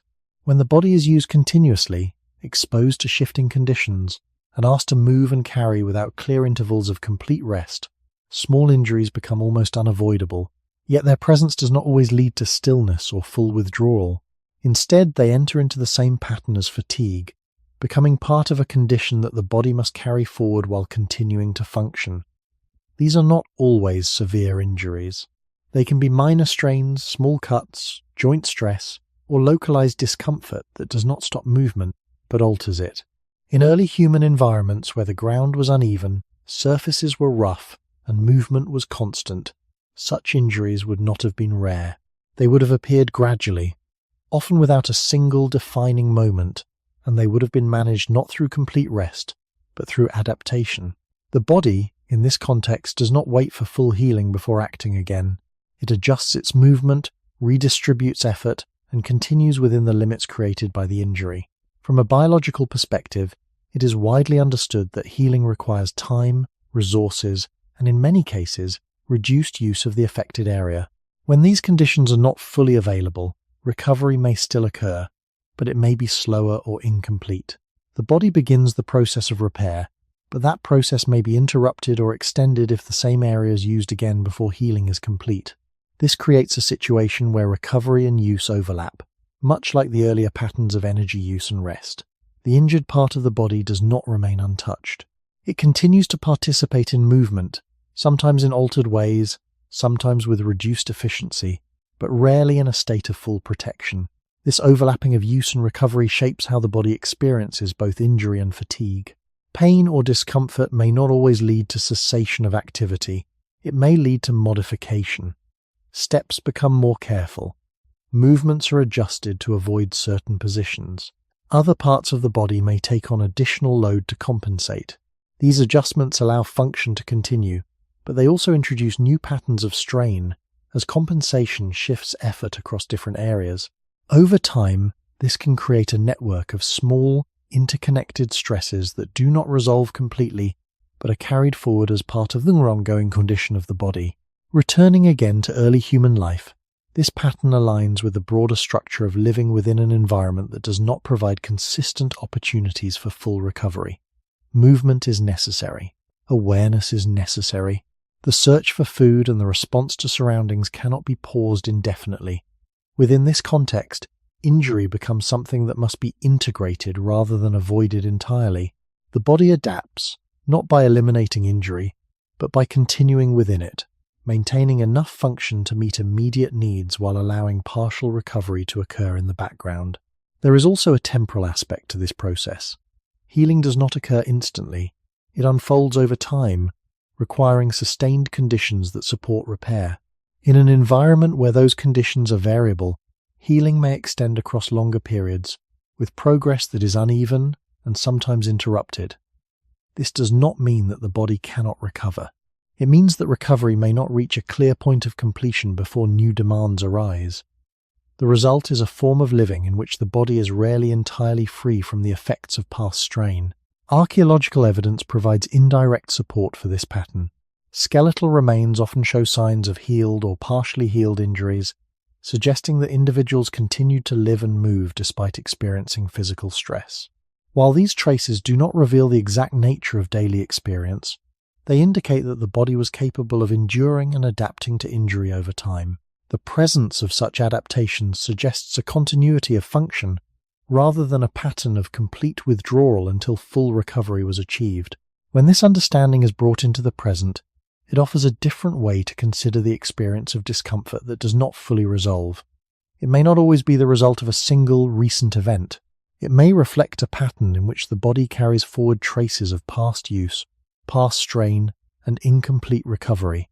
These traces do not always prevent activity. They shape it, creating a sense of limitation that exists alongside capability. The body continues, adjusting as needed, integrating these small imperfections into the way it moves and responds. In this sense, exhaustion is not only connected to the use of energy, but also to the condition of the body itself, a condition shaped by ongoing use, partial healing, and the need to continue even when the process of recovery remains unfinished. When healing unfolds within conditions that do not fully support it, the process becomes slower, less complete, and more easily interrupted, and this changes not only how the body recovers, but how it continues to function during that recovery. The body begins to repair what has been strained or damaged, but that repair does not occur in isolation. Movement continues, weight is still carried, and the environment still places demands on the body. As a result, healing is not a separate phase that follows injury. It overlaps with ongoing activity, creating a condition where recovery is partial and extended across time rather than contained within a clear interval of rest. From a biological perspective, it is widely understood that tissue repair requires both time and sufficient resources. Cells rebuild, inflammation resolves, and strength gradually returns. When these processes are supported by rest and stable conditions, healing can progress more directly. When they are not, progress may still occur, but it may be uneven. The body may begin to restore function, only to have that process slowed or altered by continued use of the affected area. This does not necessarily stop healing. It changes its pace, stretching it across longer periods and sometimes leaving small differences that remain even after recovery has advanced. In early human environments, where consistent rest was not always possible and energy intake could be variable, these conditions would have been common. The body did not wait for ideal circumstances to begin repair. It started the process within whatever conditions were present, adjusting as needed, continuing to function while rebuilding in the background. This creates a form of recovery that is quiet and gradual, often without a clear moment when the body returns to its previous state. Instead, there is a transition, a movement from greater limitation to lesser limitation, without a sharp boundary that marks completion. This gradual recovery affects how effort is experienced. When a part of the body is not fully restored, movement may feel different, not necessarily painful, but altered. Range may be slightly reduced. Strength may be present, but not at its previous level. The body compensates, redistributing effort across other areas, allowing function to continue. These compensations do not remove the underlying condition. They integrate it into the broader pattern of movement, creating a system in which multiple parts of the body share the load in ways that shift over time. Returning again to early human life, this pattern aligns with the broader need to continue across conditions that do not pause for recovery. The search for food, the need to remain aware, and the requirement to move through changing environments all persist regardless of the state of the body. Within this context, healing becomes something that must coexist with activity. It does not wait for a protected space. It unfolds within the same environment that contributed to the original strain, shaped by the same uncertainties and demands. There is also a cumulative aspect to this process. When small injuries occur repeatedly and healing remains incomplete, the body may carry forward multiple layers of recovery at once. Each layer may be at a different stage, some more advanced, others more recent, creating a complex condition in which the body is both functioning and repairing simultaneously across different areas. This does not prevent action. It creates a form of endurance that is based on managing multiple partial recoveries at once, rather than relying on a single complete restoration. Archaeological evidence supports the idea that early humans lived with and adapted to physical stress over time. Signs of healed fractures, joint changes, and repetitive strain suggest that the body was capable of continuing despite ongoing demands. These traces do not indicate perfect recovery. They point toward a capacity to integrate injury into the ongoing process of living, allowing function to persist even when the body was not fully restored. When this understanding is brought into the present, it offers a different way to interpret the experience of recovery that feels incomplete. It may not always reflect a failure of the body to heal. It may reflect a pattern in which healing occurs within ongoing use, extending across time, and sometimes leaving subtle traces that remain part of how the body moves. The sense of not fully returning to a previous state, of carrying a slight difference forward, may be part of this longer pattern. In this sense, exhaustion is not only linked to the effort of movement or the instability of energy, it is also connected to the quiet work of healing itself, a process that continues beneath the surface, using resources, adjusting to conditions, and unfolding slowly within a body that does not stop, but continues, even while it repairs. When healing remains incomplete, the body does not simply return to what it was before. And over time, this creates small but lasting changes that become part of how the body moves and responds. These changes are often subtle. They do not always appear as clear limitations, but as quiet adjustments in posture, balance, or the way effort is distributed. A joint may not move in exactly the same way. A muscle may carry a slightly different tension.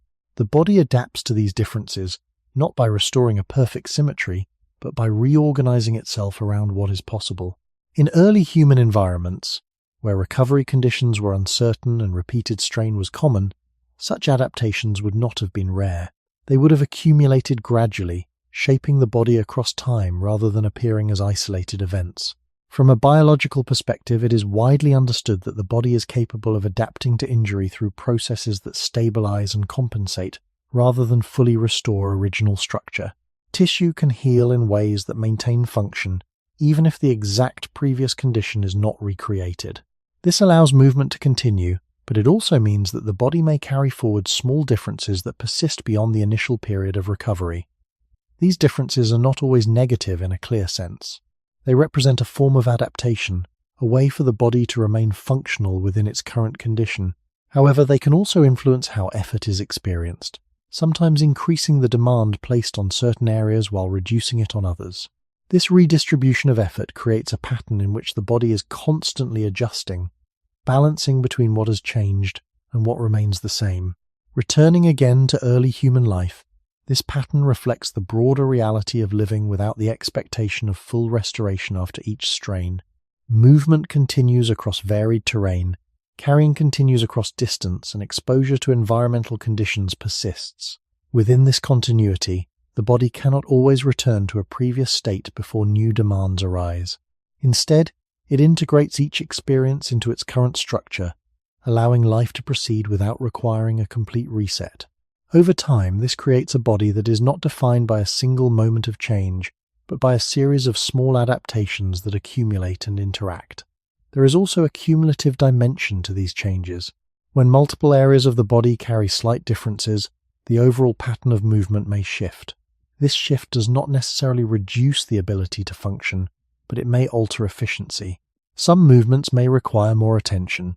Others may become more economical. The body, in adjusting to its own history, creates a new balance, one that allows continuation even when the original state is no longer fully present. This process does not stop. It continues as long as the body is used, responding to each new demand with further adjustment. Archaeological evidence provides indirect insight into this pattern. Skeletal remains often show signs of adaptation, including changes associated with repeated use or past injury. These traces suggest that early humans lived with bodies that had been shaped by ongoing interaction with their environment, not by a sequence of complete recoveries. The presence of such adaptations indicates that function was maintained through change, rather than through a constant return to an unchanged state. When this understanding is brought into the present, it offers a different way to interpret the experience of carrying small, persistent differences in the body. These differences may not always be noticeable in isolation, but together they can contribute to a sense of ongoing effort. The body moves, but it does so within a structure that reflects its past, a structure that has been shaped by use, strain, and incomplete recovery. This does not prevent activity. It shapes it, creating a form of movement that includes both capability and adaptation. In this sense, exhaustion is not only about the energy that is used in the moment, it is also about the condition of the body that uses that energy, a condition that has been formed over time through a series of changes that were never fully reversed. The body continues, carrying these changes quietly, integrating them into each action, and moving forward within a form that is not perfect, but sufficient to sustain life across environments that rarely allowed it to remain unchanged. Exhaustion, when viewed across early human life, does not appear only as an individual condition. It extends into the structure of the group, shaping how people exist together rather than separately. No single body moves entirely on its own. Movement, rest, effort, and recovery are all influenced by the presence of others, and this creates a shared rhythm in which energy is distributed across the group rather than contained within each individual. In such a setting, fatigue is not isolated. It is part of a wider pattern, one that is carried, adjusted, and responded to collectively. This does not require explicit coordination. It emerges naturally from the need to remain together, to move at a pace that allows continuity, and to adapt to the varying conditions of each member. From a biological and anthropological perspective, it is widely accepted that early humans lived in small cooperative groups. Within these groups, individuals would have differed in strength, age, experience, and current condition. Some may have been more capable of sustained effort at a given moment, while others may have been more limited, whether due to fatigue, injury, or other factors. The group, in continuing to function, would need to accommodate these differences. This accommodation does not remove fatigue, it redistributes its effects, allowing the group to continue even when not all members are at the same level of energy. Movement becomes adjusted, not to the strongest individual alone, but to what the group as a whole can sustain. Returning again to early human environments, this shared pattern becomes easier to understand. The search for food, the need to remain aware of surroundings, and the requirement to move across landscapes are not tasks that occur in isolation. They are influenced by proximity, by the need to remain within a certain range of one another, and by the benefits of shared awareness. Within this context, the pace of life is shaped not only by environmental conditions, but by the internal state of the group. If one individual slows, others may adjust. If one carries more, another may carry less. These shifts do not eliminate the presence of fatigue. They create a system in which fatigue is managed across multiple bodies rather than contained within one. This shared management of effort introduces a different quality to exhaustion. It becomes something that is felt individually, but addressed collectively. The group does not remove the need for rest, but it can influence how rest is distributed. Some individuals may pause, while others remain more active. Periods of stillness may occur for some, while others maintain awareness. Over time, this creates a fluid pattern in which rest and effort move through the group, rather than appearing simultaneously in all members. This fluidity does not produce a perfect balance. It creates continuity, allowing the group to function despite variations in energy and recovery. There is also a temporal aspect to this shared condition. Fatigue is not experienced at the same moment or in the same way by all individuals. It shifts across time, influenced by prior activity, current demands, and individual differences. The group, in continuing to function, must adapt to this shifting pattern, allowing for variation without losing cohesion. This does not require constant adjustment in a conscious sense. It can emerge through simple responses to visible or perceived changes in others, creating a dynamic balance that supports ongoing movement and survival. Archaeological and anthropological observations suggest that cooperation and shared activity were central to early human life. While the details of daily interaction cannot be fully reconstructed, the presence of group living implies that energy and effort were not managed in isolation. The ability to continue across varying conditions would have depended not only on individual capacity, but on the structure of the group itself, a structure that allowed for flexibility, redistribution, and mutual adjustment. When this understanding is brought into the present, it offers a different way to consider the experience of fatigue within social contexts. The feeling of tiredness is often understood as a personal state, but it may also be influenced by the rhythms of others, by shared patterns of activity, and by the subtle ways in which effort is distributed across a group. The sense of continuing despite fatigue may not arise from the individual body alone. It may reflect a deeper pattern in which human beings have long adapted to manage energy together, carrying forward not only their own limitations but also responding to the limitations of those around them.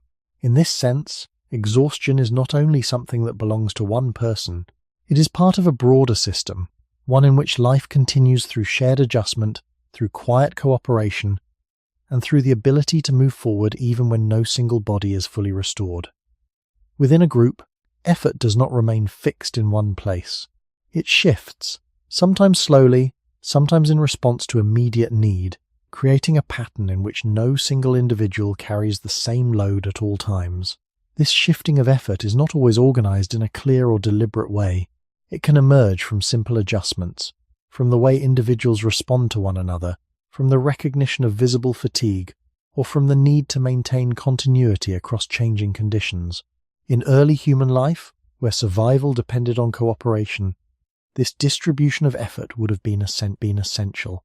The body of one person does not need to perform every task at full intensity if the group as a whole can adapt, allowing effort to move from one individual to another across time.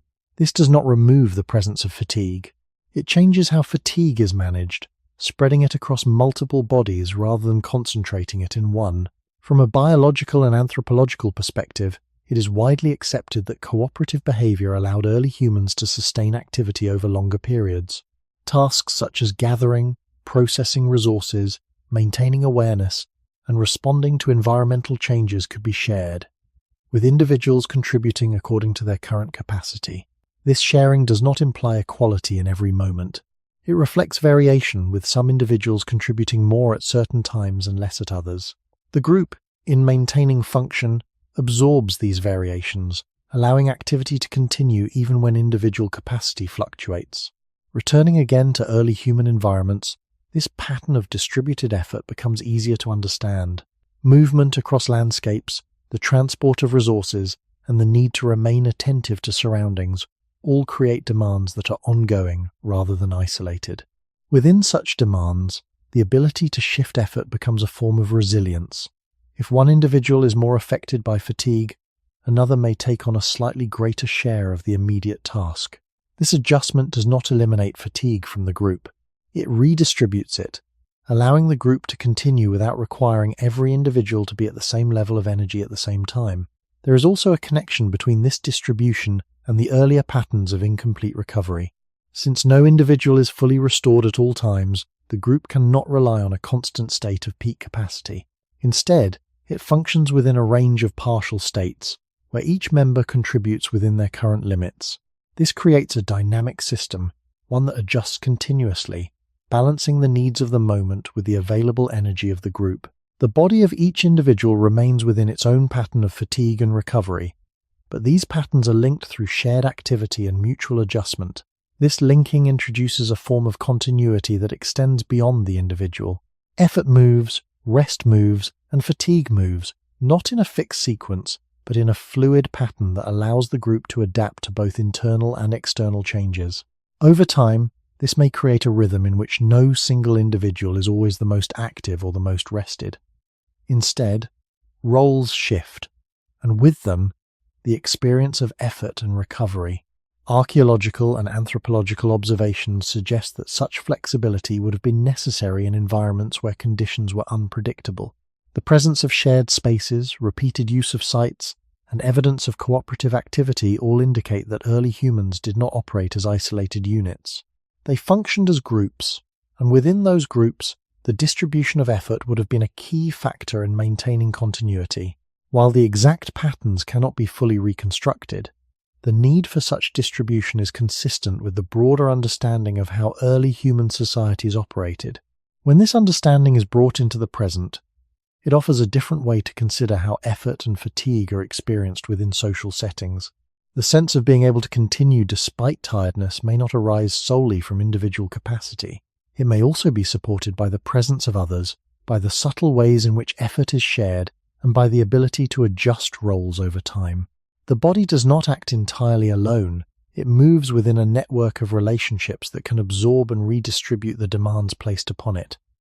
In this sense, exhaustion is not only a personal experience, it is part of a shared system, one in which the burden of effort can shift, allowing life to continue even when no single individual is fully restored, and where the quiet exchange of effort becomes a foundation for enduring within conditions that do not allow for complete recovery.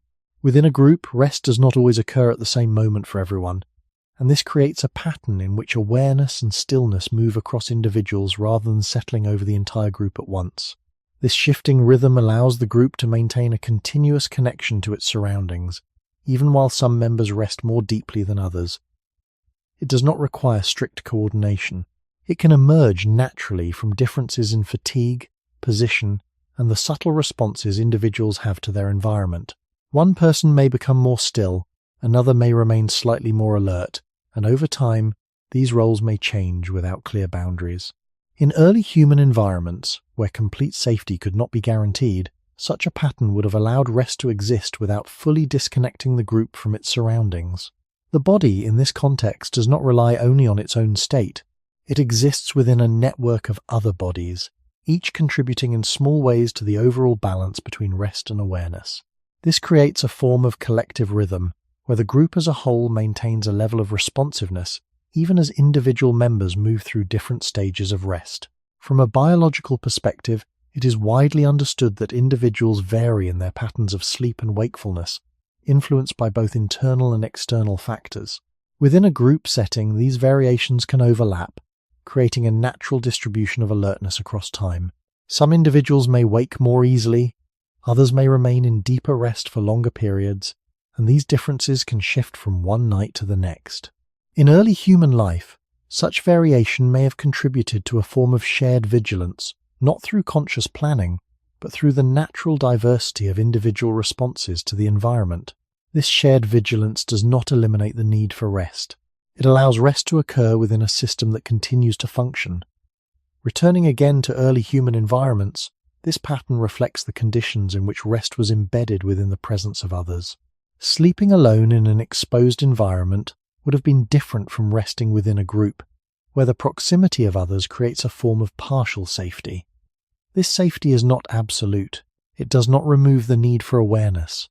It distributes that awareness across multiple individuals, allowing each person to enter rest without fully carrying the responsibility of responding to every change. Over time, this creates a rhythm in which rest and alertness circulate through the group, maintaining continuity without requiring complete stillness or complete vigilance from all members at once. There is also a temporal quality to this shared rhythm. It does not follow a fixed schedule. It responds to changing conditions, both internal and external. A disturbance in the environment may shift the balance, bringing more individuals into a state of alertness. A period of calm may allow deeper rest to spread more widely across the group. These shifts are not controlled in a precise way.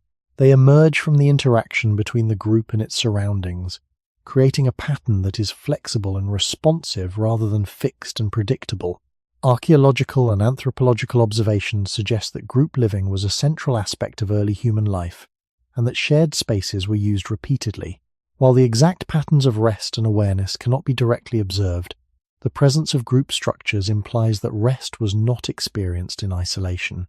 It was shaped by proximity, by shared conditions, and by the need to maintain a balance between recovery and responsiveness. Within this context, the experience of rest becomes intertwined with the presence of others, influenced by the subtle ways in which individuals move through states of fatigue and alertness. When this understanding is brought into the present, it offers a different way to consider the experience of rest within social environments.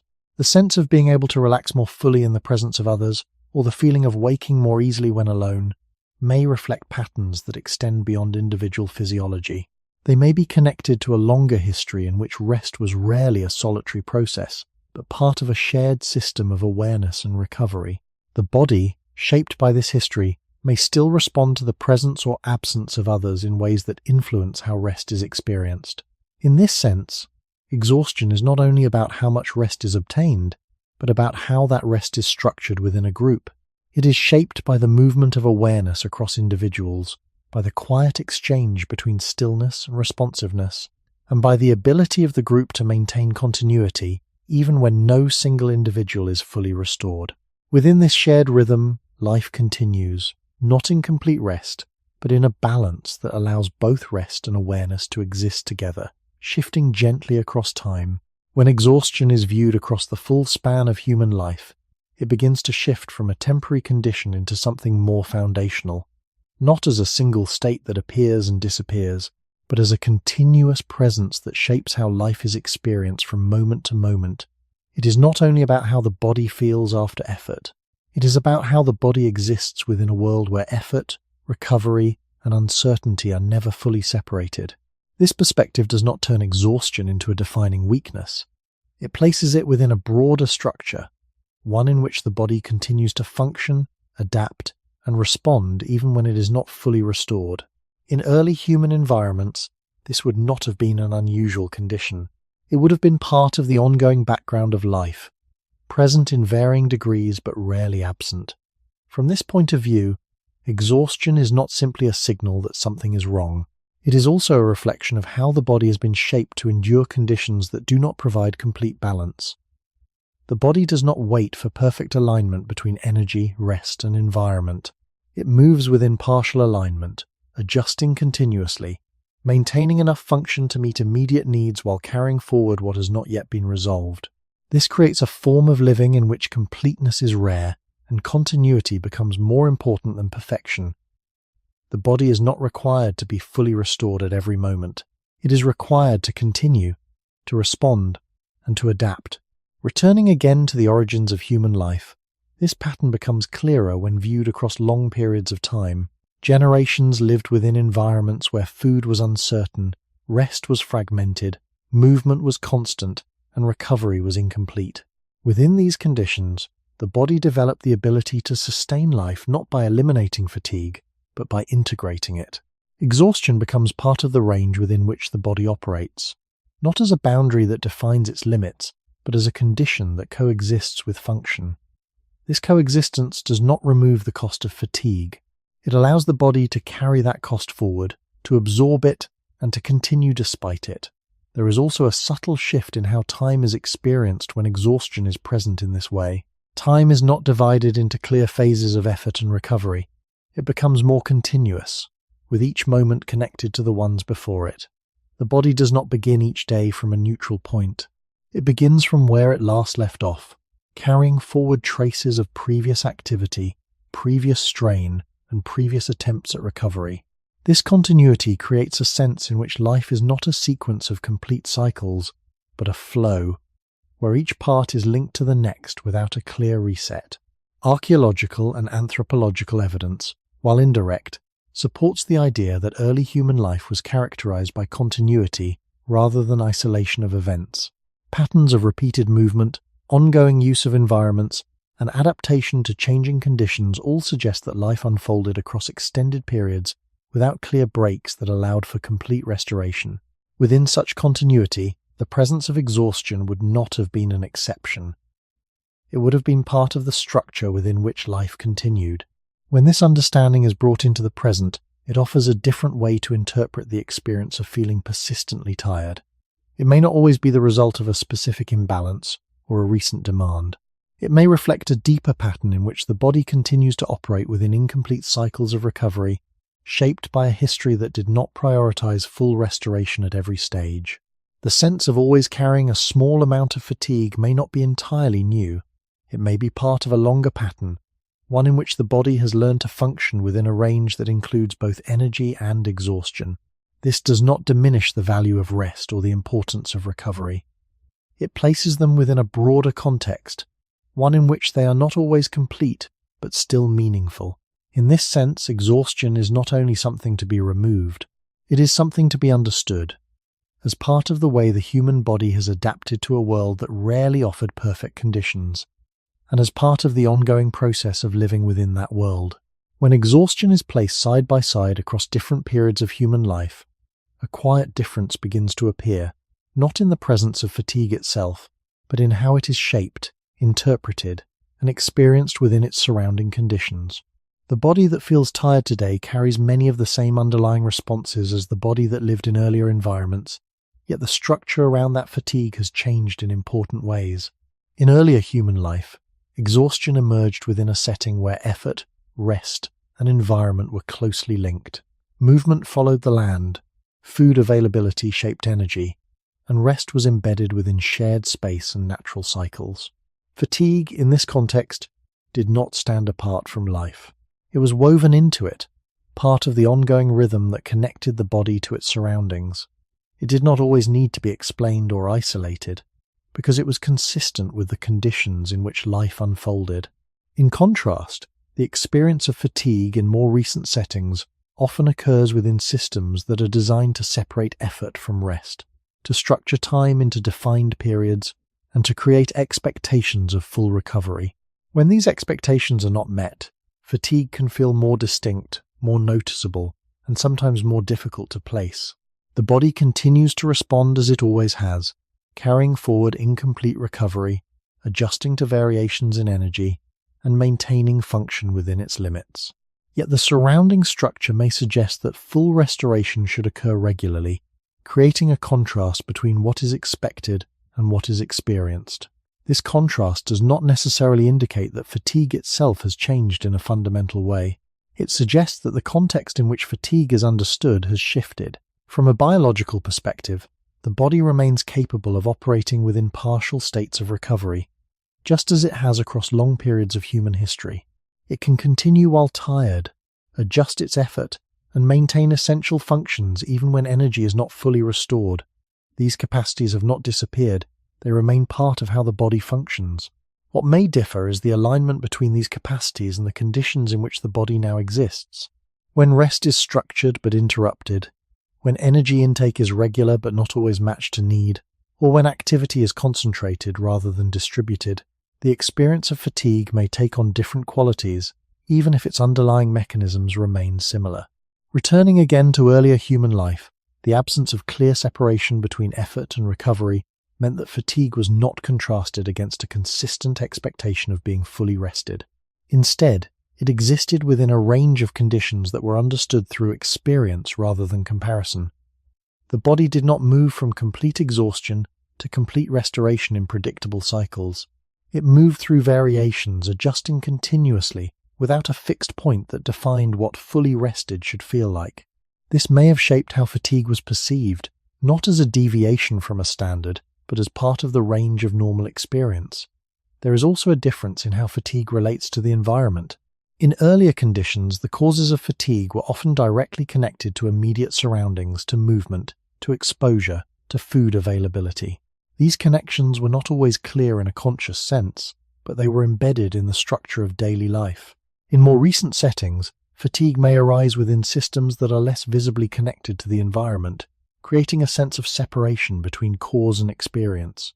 The body still responds to variations in energy, rest, and demand, but the links between these factors may not always be as apparent. Archaeological and anthropological observations suggest continuity in the body's capacity to endure, even as environments and lifestyles have changed. The ability to function within incomplete recovery, to adjust to varying levels of energy, and to continue despite fatigue remains consistent. What changes is the context in which these capacities are expressed, and the expectations that surround them. When this understanding is brought into the present, it offers a quieter way to consider the experience of fatigue. It may not always need to be viewed only as a mismatch or a failure. It may also be seen as part of a longer continuity, one in which the body continues to operate within a range that includes both energy and exhaustion. The difference lies not only in the body itself, but in the way its experience is framed, interpreted, and compared to what is expected. In this sense, exhaustion carries two layers at once. One layer is shared across time, rooted in the body's capacity to continue within incomplete recovery. The other is shaped by the conditions of the present, by how effort is structured, how rest is defined, and how the body's responses are understood. Between these layers, the experience of fatigue takes on its current form, at once familiar and different, connected to a long past, yet shaped by the environment in which it now unfolds. If exhaustion has been present across so much of human life, then the idea of complete rest begins to take on a quieter, more uncertain meaning. Rest is often imagined as a full return, a moment when the body releases all strain and begins again from a neutral point. Yet when viewed through the longer pattern of human existence, such a moment may have been rare, or at least less clearly defined than it is now imagined. Instead of a full return, rest may have existed as a gradual easing, a partial settling that never fully removed what came before, but softened it enough for life to continue. The body, in this sense, does not wait to become entirely renewed. It moves forward while still carrying traces of what has not yet been resolved, allowing rest to exist within continuation rather than as a separate phase that stands apart from it. This does not diminish the value of rest. It reframes it, not as a complete absence of effort, but as a shifting balance in which effort is reduced, redistributed, or temporarily eased. In early human environments, this balance would have been shaped by conditions that were rarely stable. A moment of stillness might be influenced by the ground, by temperature, by the presence of others, or by the quiet awareness that the environment remains close. Within such conditions, rest may not have reached a point of full release. It may have remained connected to the world, allowing the body to recover in part, but not in full. From a biological perspective, it is widely understood that recovery processes occur over time, often extending beyond a single period of sleep or stillness. The body repairs, replenishes, and reorganizes itself gradually, drawing on available resources and adjusting to current conditions. When those conditions do not allow for uninterrupted recovery, the process continues in fragments, each part contributing to a larger pattern that unfolds across multiple cycles. This suggests that rest is not confined to a single moment. It is distributed, accumulating slowly rather than arriving all at once, returning again to early human life. This distributed form of rest aligns with the broader structure of living within uncertainty. Movement, exposure, and the need to remain responsive do not pause completely, and so recovery must occur alongside them. The body does not fully separate from its environment in order to restore itself. It restores itself within that environment, adjusting continuously, gathering what it can from each moment of reduced demand. Over time, this creates a rhythm in which rest is always present in some form, but rarely complete in isolation. There is also a quiet implication within this pattern. If complete rest is not always available, then the body's ability to continue does not depend on achieving it. It depends on working within partial recovery, on maintaining function even when restoration is still in progress. This does not mean that full rest has no place. It means that life has often unfolded without relying on it as a constant. The body adapts to this condition, integrating incomplete recovery into its normal range of experience. Archaeological and anthropological observations, while indirect, support the idea of continuity rather than clear separation between effort and rest. Patterns of repeated activity, shared living spaces, and adaptation to changing conditions all suggest that life was not structured around perfect cycles of renewal. Instead, it moved forward through a series of adjustments, with rest and effort blending into one another across time. Within this blending, the body maintained its capacity to function, even when no single moment provided complete restoration. When this understanding is brought into the present, it opens a quieter question. If the body has long been shaped to continue within incomplete rest, then what does it mean to feel fully rested now? Is it a return to something original, or is it a condition made possible by environments that allow a level of stability that was not always present? And if exhaustion has been part of the structure of life for so long, then perhaps rest is not only about reaching a final state, but about how the body learns to move within what has not yet been fully restored. In this sense, exhaustion and rest are not opposites that replace one another.